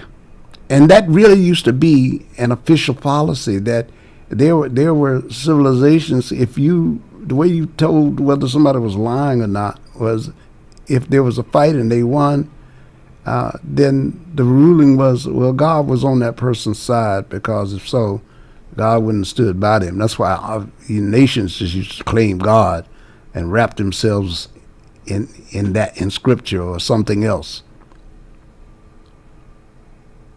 It may sound crazy, but go back and read about the crusades, right? Go back and read about that. Religious war. People can do a thing so long that you think it's meant to be. Maybe there's no way to get past the violence. But there's got to be a way. And we can't give up the will to try. 17 and 18-year-old people get our attention when they kill one another, or if a 16-year-old kills an 11-year-old. The truth is, this is more common than we're pretending it is. We're getting much than we're admitting it is. This is much more common.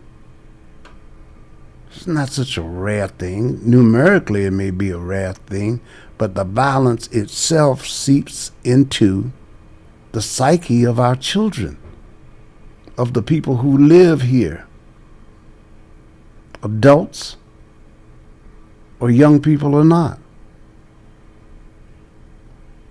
So they're carrying a gun to school. We find out that there's the children in elementary school carrying guns to school, unaliving, as they say. Some, I don't know why we're afraid of the word killing now, but it's killing teachers and classmates and one another. This is sick stuff.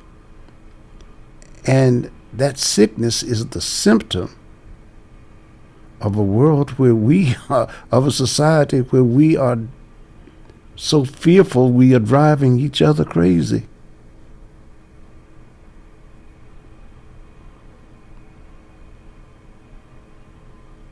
A 40-some-year-old man kills his 81-year-old father.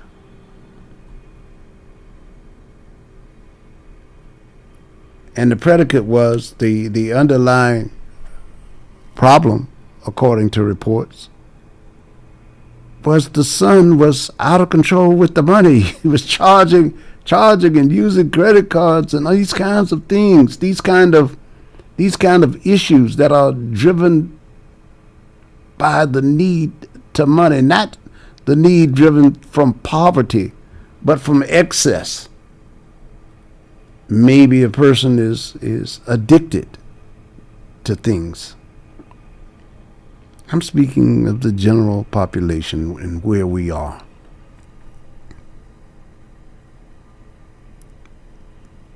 When I hear about the case for Carmelo Anthony, I understand that many people are trying to take sides.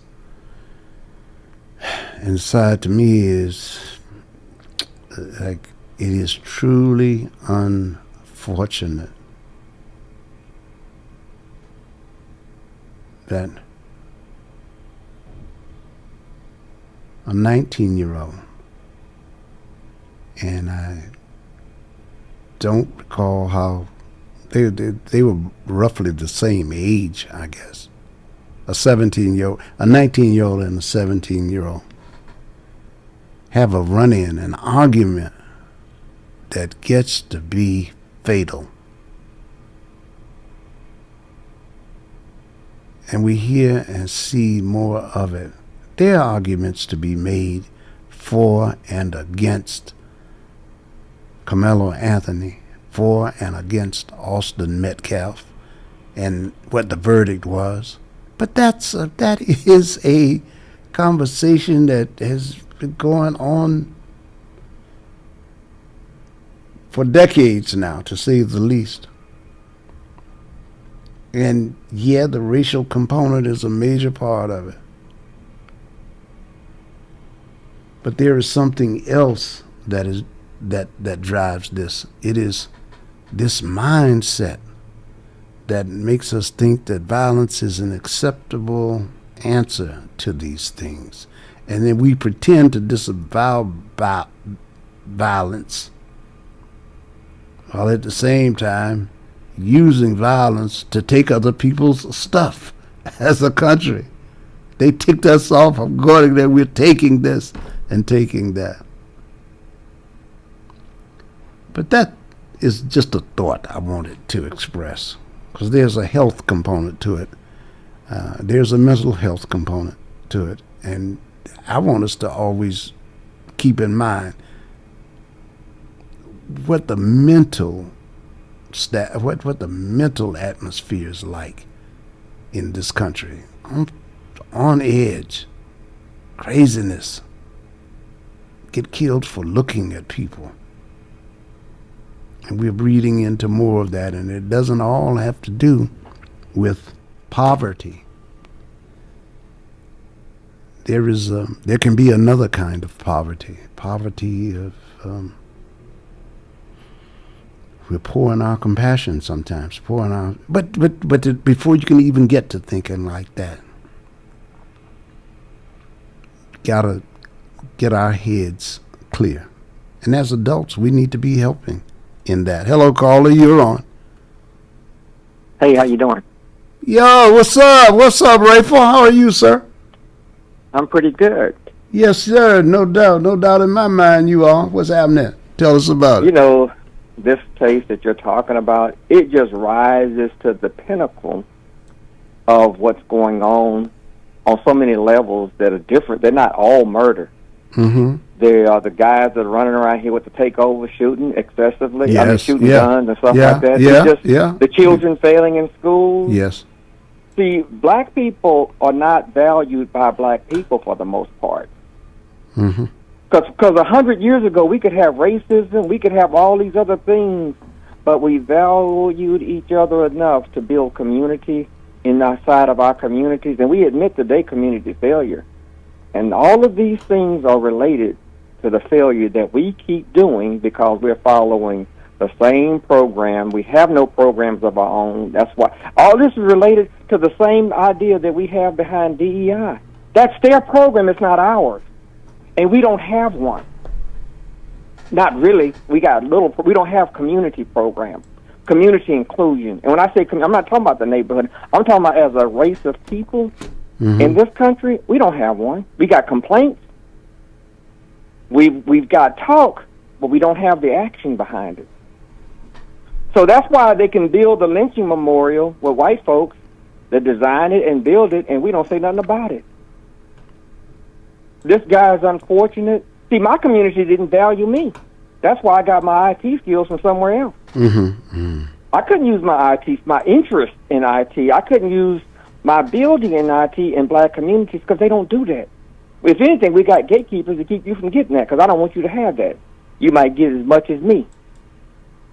A lot of people are talkers now. Since for some time, most of our people are talkers and talkers about what's going on wrong, but not implementers of what do we take to fix it. I'm sitting here right now looking at a code problem I got to fix. I don't have 20 years to fix it. I don't have 50 years to talk about it. I've got about 4 days to get this fixed in so I can get it released and take care of a problem. We don't roof houses hardly anymore. We don't build houses. We don't hardly build much. I watched everybody else come through and bring their folks in to build our roads and bridges and build our churches. We say, oh, it's nice and it's pretty. For those people that are fortunate enough to be in the game and have some money from that same system, because I got these pieces of paper that they said, or the system brought them in anyway because I needed some more bodies in here to do these work. But we're not valuing each other, man. It tells in how we move, not what we say. What we're doing is showing up in these places. That's why these folks are running. I mean, degeneracy right now is positioned to be that next layer. Let me tell you something real quick. Mm-hmm. You know, Malcolm X talked about what's going to happen. Mm-hmm. We did nothing. What did Teddy Pendergrass say? Wake up, everybody. Wake up, everybody. No more sleeping in bed. What did Barry White say? Something about technology coming along. It ain't all technology. It ain't all tech. It's anything. Dr. Claude Anderson said, if we don't do something in 95, if we don't do something in 2015, we're going to be a permanent underclass. I mean, it just goes on, and our community is behaving the same way, doing the same old thing. Not embracing the kind of embracing that we had to build that history that we talk about. That's where history comes in for me. It represents that we can do these things, but how we moving is showing up in our children.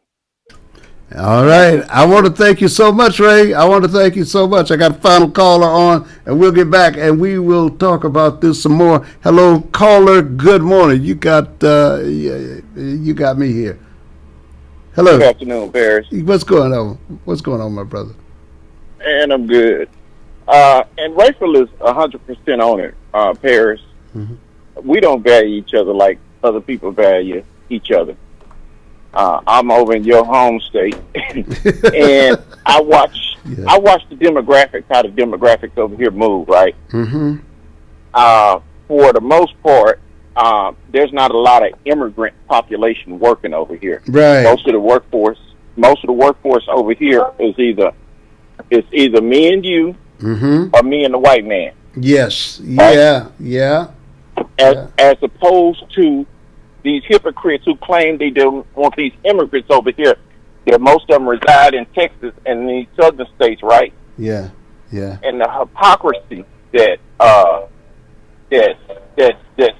see that's very prevalent. And I did a job before I left town, mm-hmm. at a church, mm-hmm. and the guy chased me down for a couple of months. I was busy. I couldn't get to him, and I gave him numbers. He kind of scoffed at them at first, but I mm-hmm. told him, hey, man, we're in a tariff society and we're in a post-COVID society. Mm-hmm. Mm-hmm. And right. This is where the numbers at.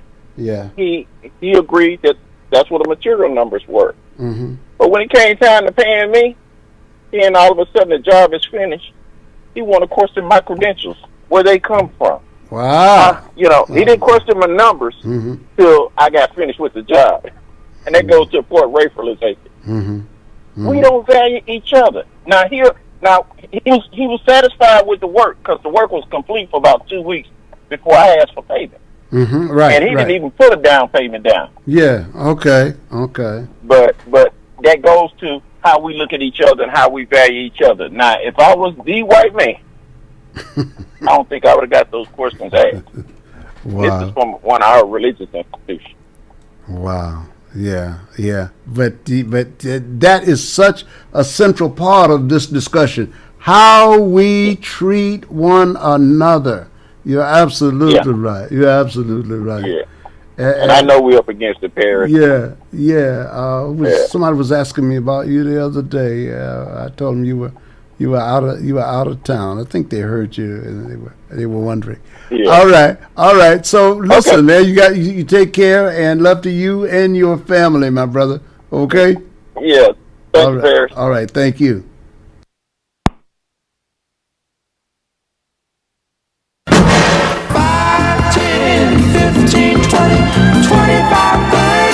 Hi, I'm JJ Walls with Sunnyside Dental, and yes, it's now been over 30 years that we've been providing quality dental care for our patients in the Houston area. It's now come to my attention that many of you that want to come to Sunnyside Dental have Medicare plans that we don't accept. Hold up, that has got to change. Sunnyside Dental is now accepting most Medicare dental plans. WellCare, Liberty, United Healthcare, Cigna, Kelsey Care Advantage, Amerigroup, Aetna, and many more. We're getting on board. Call Sunnyside Dental at 713-738-1999. If you have Medicare and would like to receive the personal touch provided by Sunnyside Dental, call us at 713-738-1999.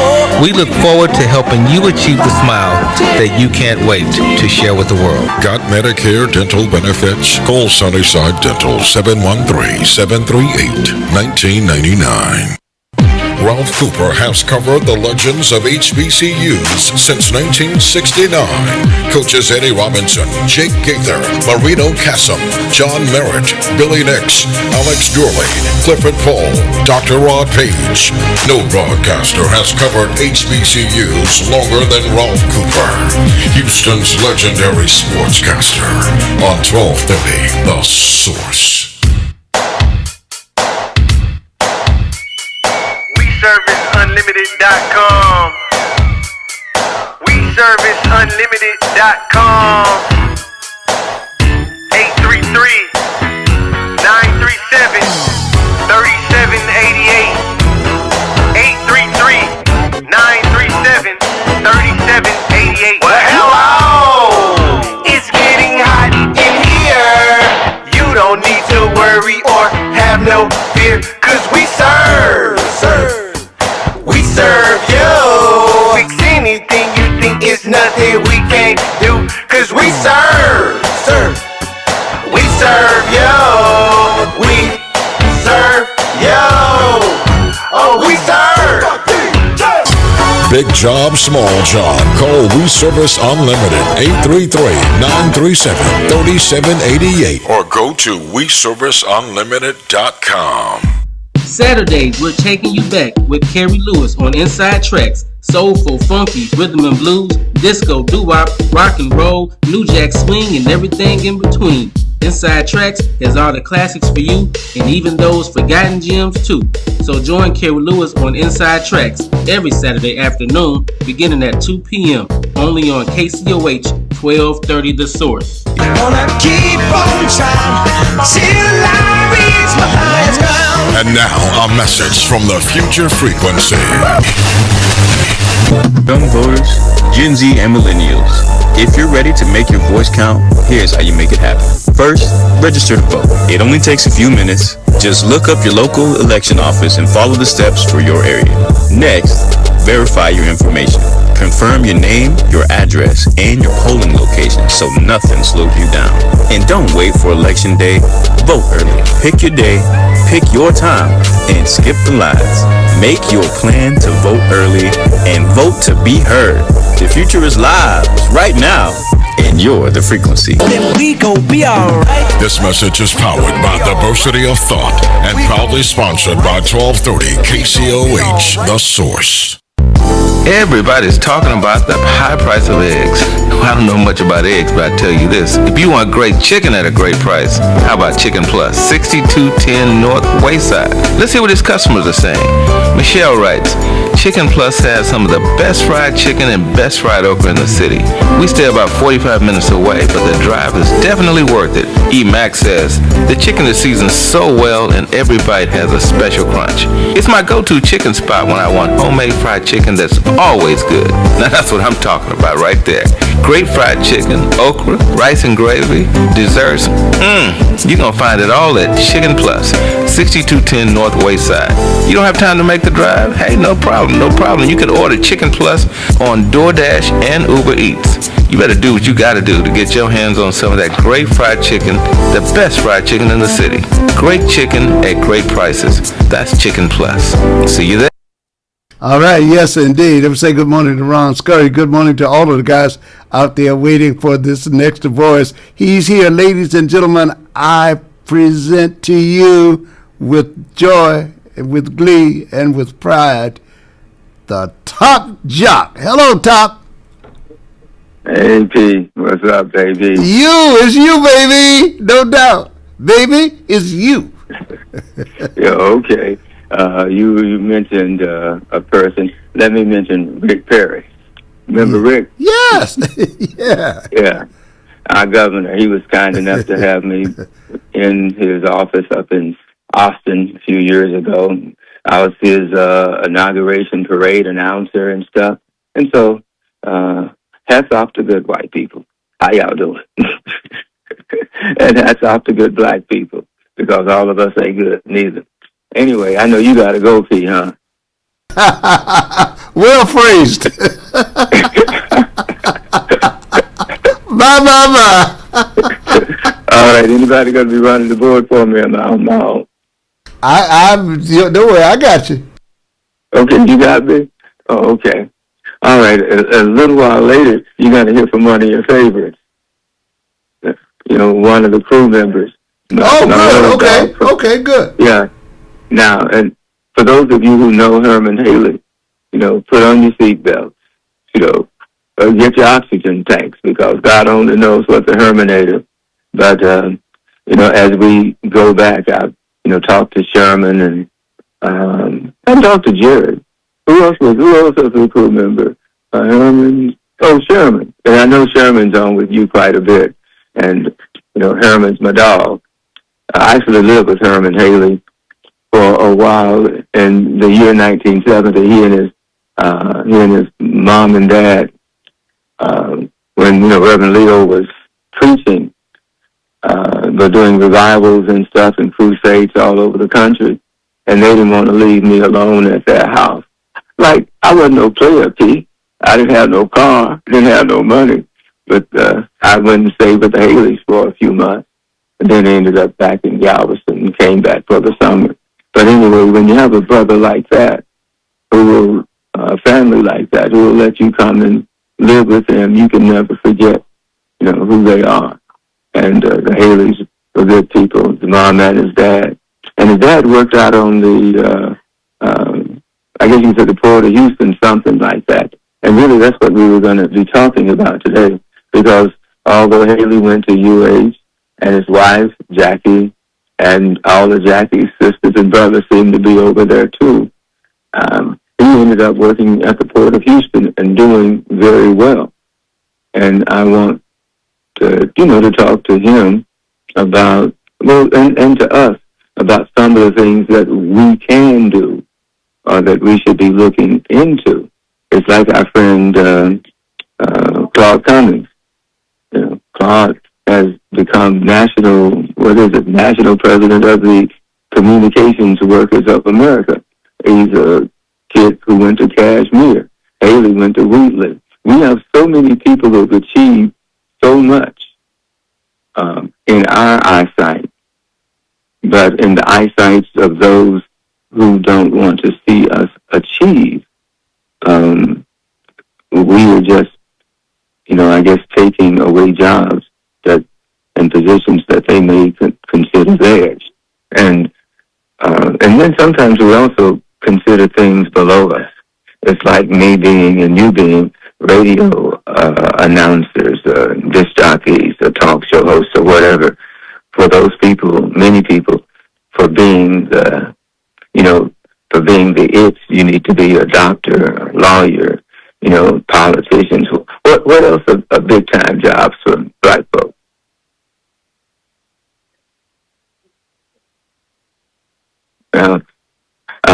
You know, we sometimes devalue, you know, things that are actually valuable and that are good, because there's nothing wrong with being an electrician. There's nothing wrong with being a plumber. There's nothing wrong with being a mechanic or being a secretary, you know, or being a salesperson. It is what you do. If you enjoy doing it, etc., then, you know, I am all for it. Because now what I'm not for is, you know, being a thief, a liar, a conniver, a schemer. But we have to open our eyes and realize that just because a person may get greasy in their job, it doesn't mean that they're not successful. It simply means that they chose a profession that they wanted to do. Now, would I want to be a mechanic? I don't think so. But when you see how those mechanics get paid, I'd be thinking, hey, maybe I should have looked after that. I don't know whether you had those moments or not. When you were growing up, Pete, I know you got to get out of here in a while, but what did you want to be? A player from the Himalayas? Yeah. No, man, but really, that's what we were going to talk with Mr. Eley about, because he went to work out at the Houston Ship Channel. I don't know what you call those guys, but since I'd worked in the fields all those years, I wanted an air-conditioned job. I wanted to. No, it really wasn't about wanting an air-conditioned job. Really what it was is I would watch Walter Cronkite and those guys on the news, and I'd hear people talk about us and our challenges. And I was just thinking, why don't they let us talk about us, what our issues are, what our challenges are? And that's really how I started thinking about journalism. I worked on the high school newspaper at the other school. At our school, we didn't have anything like that. Did y'all have a P? You're from the big city, right? Yeah, the big city. That's a joke. Yeah, but we had, what kind of program did you say it was? You talking about the program? Yeah, programs you were talking about that you said you had in high school. None at our black school. I thought you were talking about one of the vocational programs. Like we used to have something called we used to have something called DE, Diversified Education, where you could in your senior year you would go out and work in a merchant's store. Generally, the guys would get something. Most of them would try to get something in a clothing store, but there were a few who would get jobs as a carpenter apprentice or a mechanic, or in a local mechanic shop, and they would get credit for that towards graduation. Yeah, we had a few of those. Well, we had the FFA, the Future Farmers of America. Yeah. Now they did have. I don't believe we had a future. Yeah, well, I knew about it. We had what is it called? HFA club. FFA, Future Farmers of America. Yeah, okay. Yeah. And farming was the last thing on my mind, Dave. Now, maybe it should have been. I don't know if I would have made a great farmer, but at least we had the land to farm. But you also have to produce the products that someone wants and have the ability to sell them for a fair price. Most of the time, the people you were competing with are the ones who were selling teas and beans. And if you go up 59 anytime when you get up toward Nacogdoches and Lufkin, and you'll see people, they're even selling fish and stuff on the side of the road. Now, I don't know if you have had a need to drive that, that far, with your private plane and stuff. Well, I did have, in high school, I did have the period where I told you I was incarcerated as a kid for a while, and then they sent me out to a family who had a farm, and so, and in reform school itself, you'd have to do chores on the farm, So I did for a year. I had to do some farm like work. Well, it ain't like farm; it was real work. It was because you had to pick during the season that the crops came in, and stack hay and set corn shocks and all of that stuff after the. You had to put them in special rows, and it was a lot. It was a lot for a young city boy, Yeah. Well, for a young country boy, that was just life. Yeah, right. It was just life, and what we're seeing now, it seems, is this, I guess you could say, reclassification that is going on under this administration. It seems like any time that we are accused of anything, we are, rather than presumed innocent, like that movie was about, presumed innocent, we are presumed guilty. Now, I don't know how fair and adequate these things that they put on Facebook are, but these videos that show people just being judged because, just children walking with candy to the counter to pay for something, yet some police officer or some security officer accuses them of theft. And when we have to defend ourselves, I normally, before you would be accused of theft, don't you have to at least leave the facility without it being paid? Yeah. So I'm spending my time now trying to figure out what is going on in American society, and is this what the MAGA movement is really about empowering, I guess, these super rich. But are there any black super rich that are part of the MAGA movement? Are there any browns? Are there any yellows? Are there any reds? And if they are a part of that, those people need to be dealt with. No, not necessarily, I'm not talking about doing any harm to them, physically. But we need to disassociate ourselves from anybody who is joining with anyone to make the rich richer while taking away the rights and the privileges of the poor. And I'm extremely concerned about the number of public school closings in our communities, considering the dangers that we have on the roads and with the criminal activity that unfortunately is in our communities. But when you deny people opportunities, when they don't have jobs, and then they lose hope, if they have been raised in an environment where they have not been taught morality and conscience and all of that, then you end up again with those persons who are dangerous.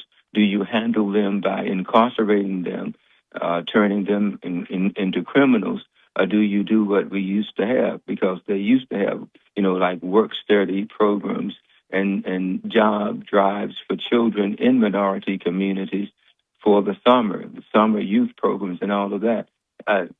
I've been off the trail for a while. Are they doing that now? Have we gotten back to that? Or are we still just letting our children roam and have basically no home?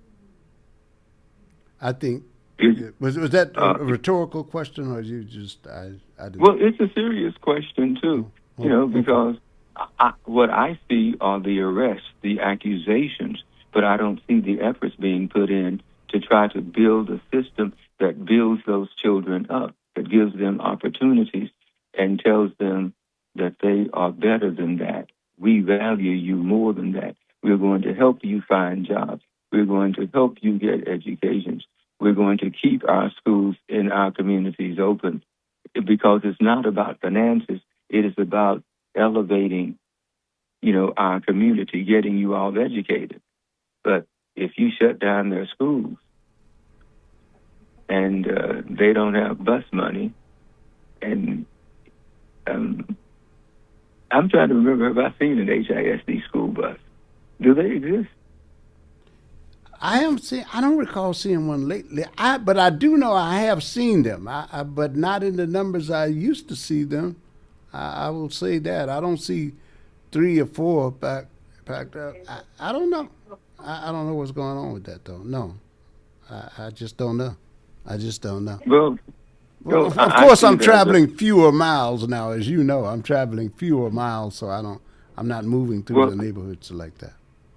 Well, no, the same is true here, but I live in a rather large neighborhood, and I see a lot of buses, because the bus barn is not that far away.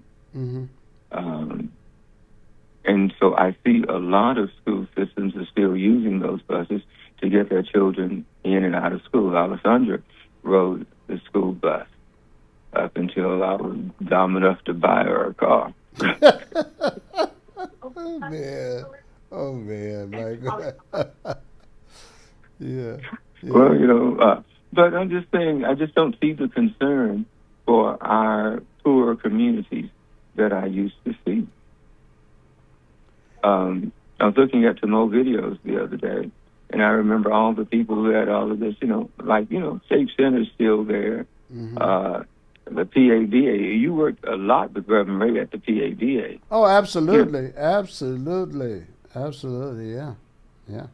And I just wonder where the efforts are in order to, I guess you could say, give our children who don't have anything other than dreams, some real hope and opportunity to move up and develop. Wow. Believe it or not, Paris. Yes, go ahead. I was just thinking, mm-hmm. Weird as it may seem, do you know who gave me my first training in broadcasting? No. Remember KENR? Yeah. Well, a guy by the name of Frank Boardman was the news director over there. Okay. And he came to one of my communications classes at UH.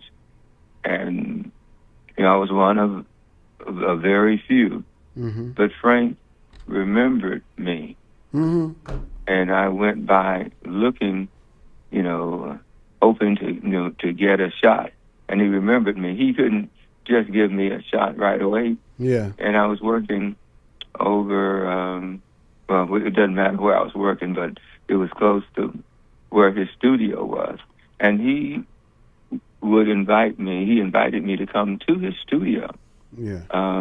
After I got off work or on break, and he showed me the equipment and stuff, and he taught me, I guess you could say, about intonations and stuff, and how to deliver. Mm-hmm. This we weren't getting in our classes, but I got it from him. And what this more older Caucasian male did for me was to give me the, I guess you could say, the foundation that I needed. Now, I'm not knocking the folk at KYOK or KCOH sure. or anything like that. Mm-hmm. It was because his building, Keener at the time was in the same building mm-hmm. that I was working in. I can't remember what company I was working for, but I was in the data processing unit. Mm-hmm. And every night he would work with me. And so when I did go and talk to Perry Kay, Perry told me I wasn't ready. He hired Kenny Cluse. Do you remember Kenny? Yes, I do. I do remember Kenny. Yeah. Yeah. Kenny, Perry chose Kenny. Wow. I went over and I was talking to Ed Shannon mm-hmm. and at KYOK. Mm-hmm. And Ed, remember that song? Somebody asked the question, can God use me? He can use anybody. Yeah, the O'Neill twins. O'Neill twins. Yeah, he chose me. He chose me. Ed chose me. Yeah, Ed chose me. Yeah. And but it didn't start with Ed. But it started with what did I say his name was? Frank Boardman. Frank Boardman. Yeah. Yeah, and this is an old gray-haired white man. Yeah.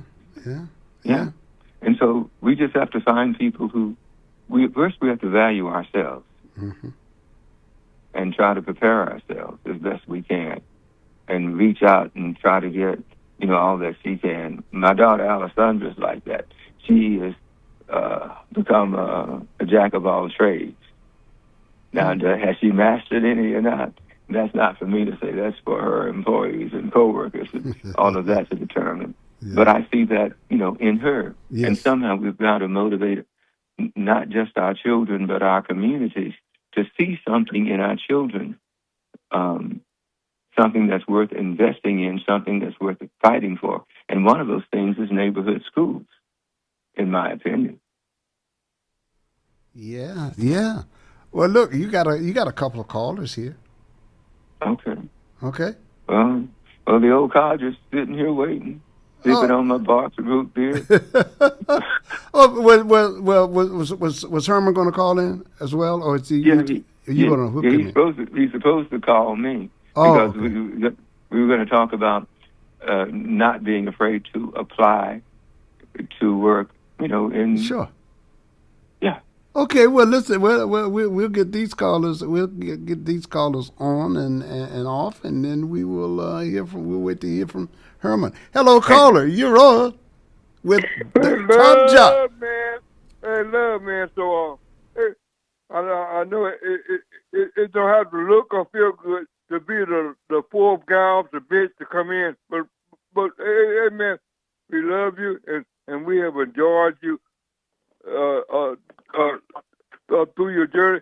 And you used to work with one of the seven sisters, and then you told us about the time you was in Galveston, Texas, in the little store with your friends, and they run carrying a bag of skins, and then they gonna look at you and say, and what do you want, Michael Harris? We know you. I'll get back with you, son. Love you. Okay. Yes, Harris. What happened was I went into a store up on Broadway with a couple of my friends, not knowing that they were coming in there to do a little shoplifting. They were hungry. And I was hungry, but I don't steal. Yeah. And the guy saw them grab a bag of chips and run out, and he pulls out his gun. And is looking dead at me. I have nothing in my hand. Yeah. Wow. And I looked at him like, hey, that ain't me, baby. Right, yeah. Well, and he looked at me like, it may not be you, but I want to shoot you. Wow. And I did something stupid. I turned and I ran. Oh, man. He didn't shoot me. Yeah. Thank God. Yeah. Wow. It was the neighborhood. It was the neighborhood store. You guys been in there and out a lot, or what? Did he know you from previous visits? Well, I put it like this: there wasn't no need in me. I went in there with him. Yeah, right. They supposedly had money. Hell, man, they had no money. You wouldn't have been in there. You knew enough. You knew better than to go in there. So why go looking at something you cannot afford? Yeah. All right, you almost get shot over it. Yes. But I'm glad the man didn't shoot me, Terrence, because I never would have met you.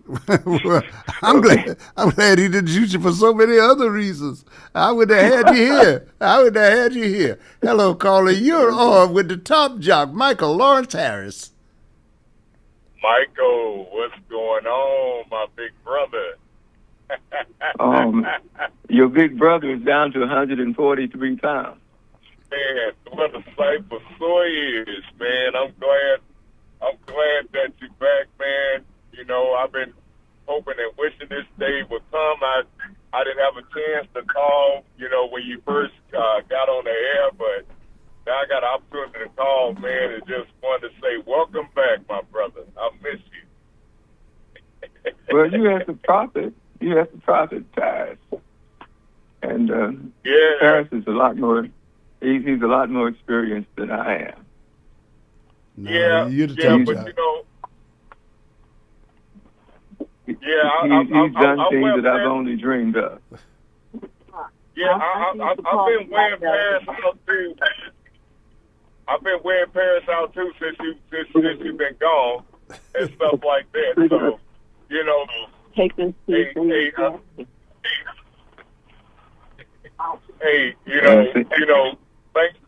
thanks to you, I actually gained a most honorable big brother in Sherman and a Facebook brother in Herman Haley. So I wear them out on Facebook. Why would you out too on Facebook? Yeah, but hey, Michael, you know what's the crazy thing after this, and I hope I can talk about the aftermath of the Anthony trial and everything. The craziest thing about it is that, man, these slew of racist people that are doing touchdown dances because this boy is going to prison. And, man, they are on my page, on Twitter, and everything. They trolling, man. It's just crazy, man, how this racism stuff is just getting out of hand. So. Well. Conditioning. Yeah.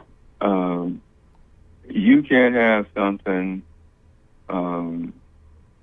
by blaming it on somebody or saying that you are really. Well, I'll put it like this: I'm a man, and all my life I've been told that as a man, I have to control, support my family, and be all that, to my wife and to my family. Now women are being told that they are equal or better than men. And I have no problem with that whatsoever. Because if you're better at something, I used to have my wife do stuff all the time that I didn't know how to do. And and thank her for having, for having that knowledge. But if a person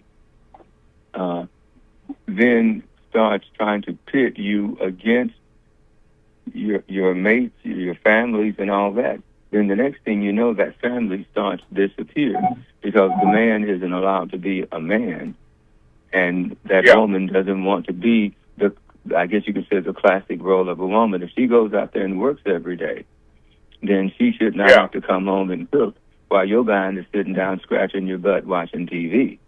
We have to balance things, note their value, and all of that. And unfortunately, the society has done a good job of pitting us against one another. And I don't know why. Maybe, why we are so, I guess you would say, anxious to kill one another. How do you think they've managed to program us to do that, or to tear down one another than to lift somebody up? And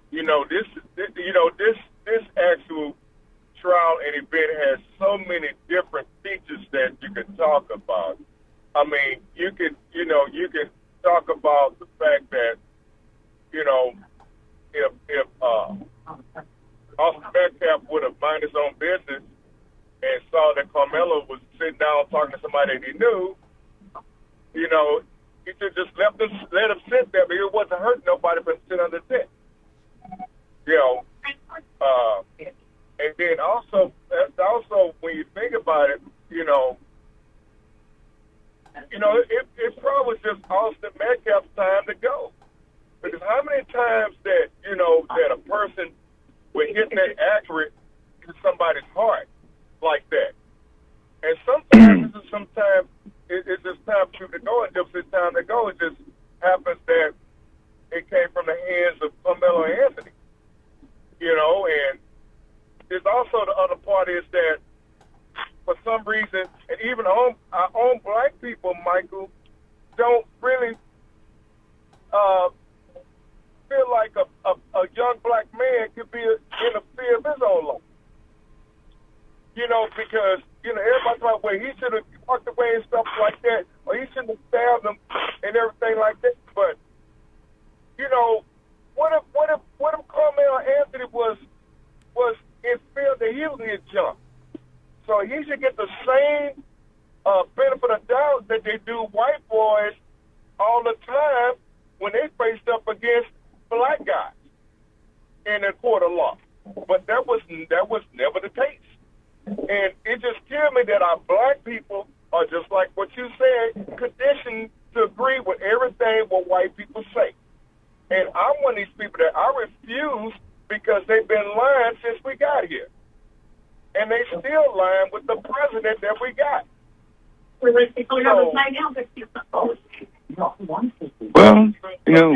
we are conditioned. Yeah. We are conditioned. Yeah. What if they used to say you should have known better? Yeah. You should have. Well, when you are in I'll give you an example. They said one nation under God with liberty and justice for all. Now, you do know that if somebody is trying to open up I guess a Muslim church, Muslim, I don't know, but they don't want people who are not Christians or in some other acceptable religion to become citizens of the United States. Now, as far as I know, we worship the same God, but we see him in different ways. Because for the white supremacists, God is white, and all he's concerned about is white people. And he gave them dominion over all of us, and that we're not human beings. We are to be there. Well, that's not the God that even the book that they have edited and taken so much out of in order to justify their behavior. That's still not the God that I see in that book. But when they talk about loving their fellow man, feeding the hungry, what did it say? When I was hungry, you didn't feed me. When I was naked, you didn't clothe me. When I was sick, you didn't help me. When I was, you know what I mean? But they have their own version of religion that scares the hell out of me, because I don't know where they go with it.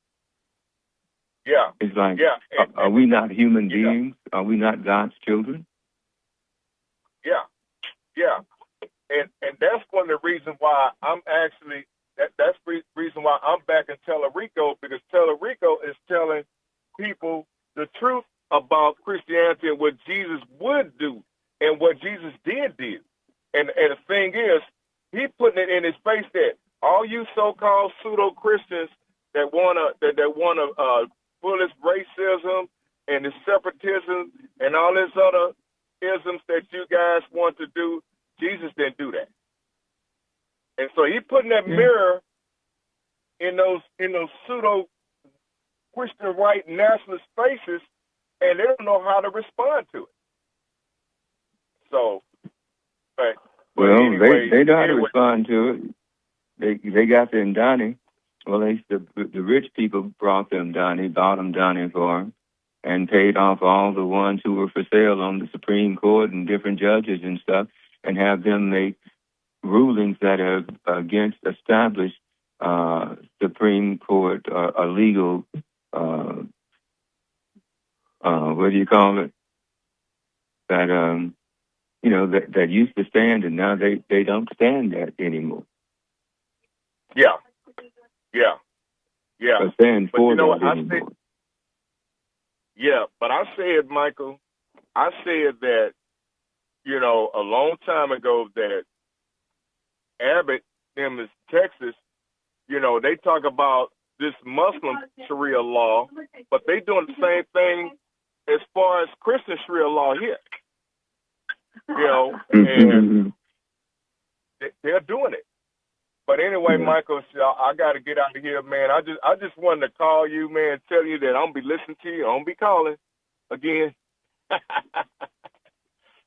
Okay, well, no, I kind of miss doing this, but I'm at the hospital right now. My wife is undergoing a little bit of surgery. She had a port in her chest. She had breast cancer. They had to remove one of her breasts a year or so ago. And now I think they're determining that she's, cancer-free. But what's most important, you have to be able to support your family, but you also have to know that, let them know that you are more than support financially, but spiritually, morally. And so we're at the hospital now. They're going to be doing, a thing with her. And if there's a choice over, me taking care of her, and we just have to, you just have to find a balance, a way to do them both.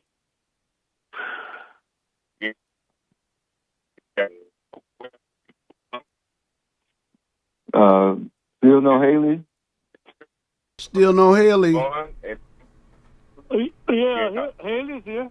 Oh, where you been, man? I've been listening. Well, you just listen? Really? Well, when I got to where I could call, I called, but I was with Miss Hayes just like he was with Miss Harris. And then I had to do a little traveling from point A to point B.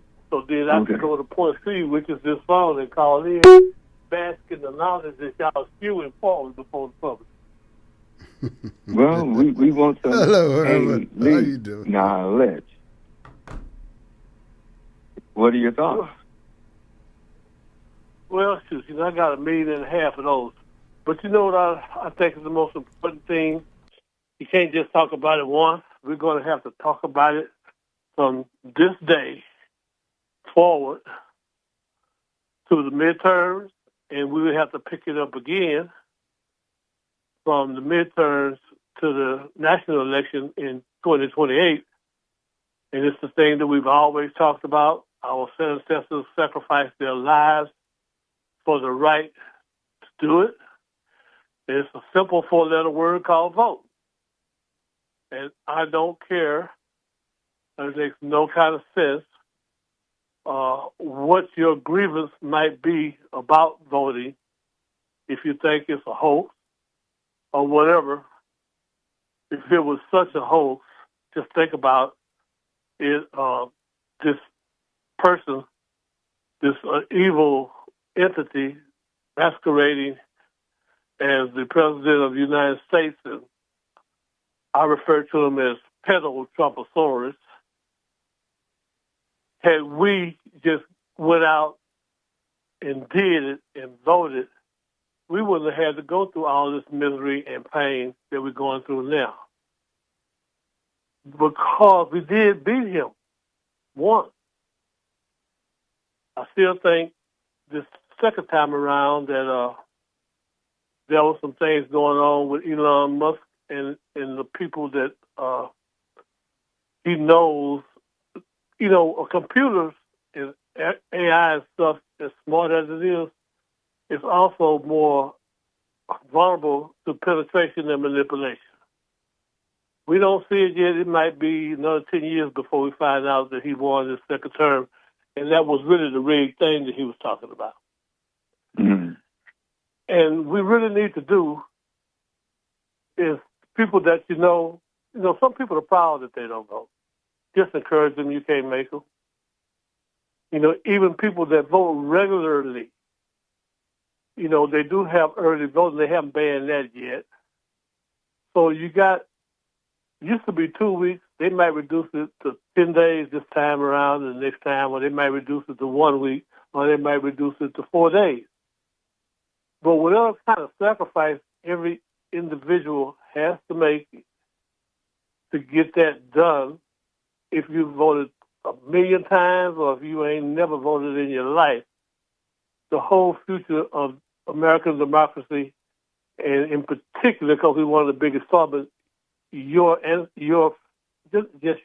yourself, but the future you, the children that are in the stomachs and crawling and stuff, if you don't give a hoot because you all right, well, think about those that you are responsible for them being all right.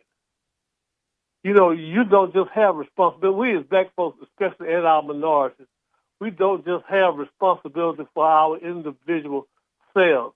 We have been tasked with a responsibility to do things for those that ain't even here yet, for the future. Or we can lose it all. Well, I can't help but to agree that there is a lot of work to be done. I just wonder, what is the mind of, a Clarence Thomas or some of these others who at one time were, I guess you could say, pro-equality, pro-civil rights. But I guess you gave him his woman and his big buses. That's all he wants. His humanity or blackness ends there. Because people don't stand. There is this new wave of of racism that is going around. And we are, Karen says we have 2 callers. So let me be quiet and welcome the callers. Thank you, Mr. Eley, sir. All right, my pleasure. Hello, caller, you're on. Mike, good to hear your voice, my man. It's not the same voice. It's 74 now. It's not nearly as mellow as it used to be, fella. Well, at age 77, I can understand. What's up, Simon? You was mentioning what happened to you in Galveston when you and your buddies was at the store and something happened. They ran off, and you stayed there because you were innocent. Well, that happened to me, too. I was 14, and we was, it was Halloween night. Everybody, it was about 13 or 14 of us walking down and right there in Bayou Terrace in Hartsfield, trick-or-treat. I had my big bag because I love candy. That's what my whole purpose was going trick-or-treating, to get candy and eat it. So we went up to this man's store who was known in the neighborhood as he's kind of like a meanie person. So we hit the doorbell with somebody else. I'm just in the crowd. And he kept hitting that bell, and he wasn't answering. And so somebody broke out his front window, and they all ran out. I'm right there with my trick-or-treat bag. He opened the door then. He looked at me. I said, trick-or-treat. He looked at his window. He said, I got a trick for you. You just stay there. I got some salt for your head. Come on, my butt. Shotgun, use salt. Said, I ran in because I knew what he was going to do. So there are times like that when your instinct saying if you don't leave now, something might happen to you. And as far as, and I hope you told me in the conversation was 143. I had a friend come over here last week. We grew up together on that same street. He stayed on Hartsfield from elementary school on up to now. And he had sugar diabetes. And the doctors told me he's 2 years older than me. He got money. He got a millionaire. Told him that he was too old to get a transplant. I mean, how you gonna be too old to get a transplant? You might live older than Willie Nelson with a transplant. So, I mean, you got doctors telling them that. I say, there's a doctor in the United States that will do a transplant. But he came over to the house because I don't move around no more. He came, he had his gown on, and he usually, 8'6", he weighed usually about 290. He came over to my pad to see me in a truck. He must have weighed 150. He taller than me, huh? I said, damn, right? Man, he said, man, they won't give me a new, I say I'm too old. I mean, I don't believe that you're too old. If otherwise what your affliction is in, and they can make you healthy again, I think that's discrimination. What do you think about that? Oh, for sure.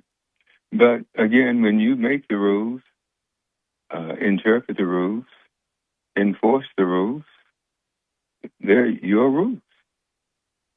And all they wouldn't we say can that do... to Donald Trump, I bet. Yeah. Anyway, I'm going to let this other call. It's good to hear you, bro. Well, it's good to be back, and it's great hearing from you. And I'm trying to decide now whether to renew my handgun license or not, because I really don't want to shoot anybody. Well, it's better to be safe than sorry. Okay. Online every new. Cause see, when you leave something alone, then something may occur where you may need it the most. So always stay prepared. Okay. Grasshopper. Eley, you going to renew your license? Yes, sir. Actually, I still carry my old one around that's expired, with the way they've manipulated the law, so a license is not necessary to legally carry a gun anymore. Really? That's right. Every citizen can carry a gun without going through the training and the registration and all this stuff of getting a license. And look it up in the Google. Somebody out there, I'm sure, probably have been exposed to the information that I have. And I ain't perfect. If it's wrong, I'd like to know it, because I sure am committing a crime, because there's very few places that I go without mine. And I don't intend to hurt nobody, but I don't intend to get hurt without putting up a fight either. So, well, hey, what can I say? All right. Well, what's the number here? 713-668-1230? Yeah. Because we're quickly running out of time. Yeah. You got another one here. Hello, caller. You're on. Hey, Uncle P and Michael Harris. How you doing? And Herman, how are you, sir? Fine, sir. How are you? I'm going to get right to it. This is the tale of two young men. Carmelo Anthony, just another link in the chain. I don't think that young man went to with the intentions of killing Austin Metcalf. I heard one brother was saying that knife went where it needed to go, but after teaching in the public school system, man, you can ask any young person or even some of the older folks right now, which side is the heart on? He probably can't even tell you. Or they're going to hesitate before they tell you, because they don't really know. And my thing is, the second young man, Kyle Rittenhouse. Rittenhouse. I know he was rotten. Okay, Rittenhouse. Okay, he crossed the state line with a loaded gun. State pride on the witness stand, and he's freed and celebrated. What's the problem with the two? Well, fight's still right. Yes. So and then talking about well the young man he didn't mean to. I don't think he meant to either. But at the same time, it's just like I think it was you or Paris that said. I think it was Paris that said that, and you as well, Michael. The mentality of the United States and the climate, which is set by the leadership of the United States. Man, violence just didn't take place in the United States overnight. You got over 250 years of that madness, because the first group of slaves got in the year 1555. So you've been having that violent culture. I mean, this is where we live. That's all I'll say, y'all. Well, I have a question for you before you go. How do you justify this? How do you think they justify the violence, the unequal treatment, seeing us as subhumans when they know that we have created so much that they have taken and made money off of? Right. Our ideas, our creations. Right. So how can people keep even buying the the And I know for a wise man like Paris, he may have an answer for that since he came up in the big city. Well, you know, the simple thing is this here, Michael, is that they want to be you. Every last one of them, even the Hispanics, the Asians, they want to replace you. And they have always had that little bitty thing in the back of their mind, they're better than you.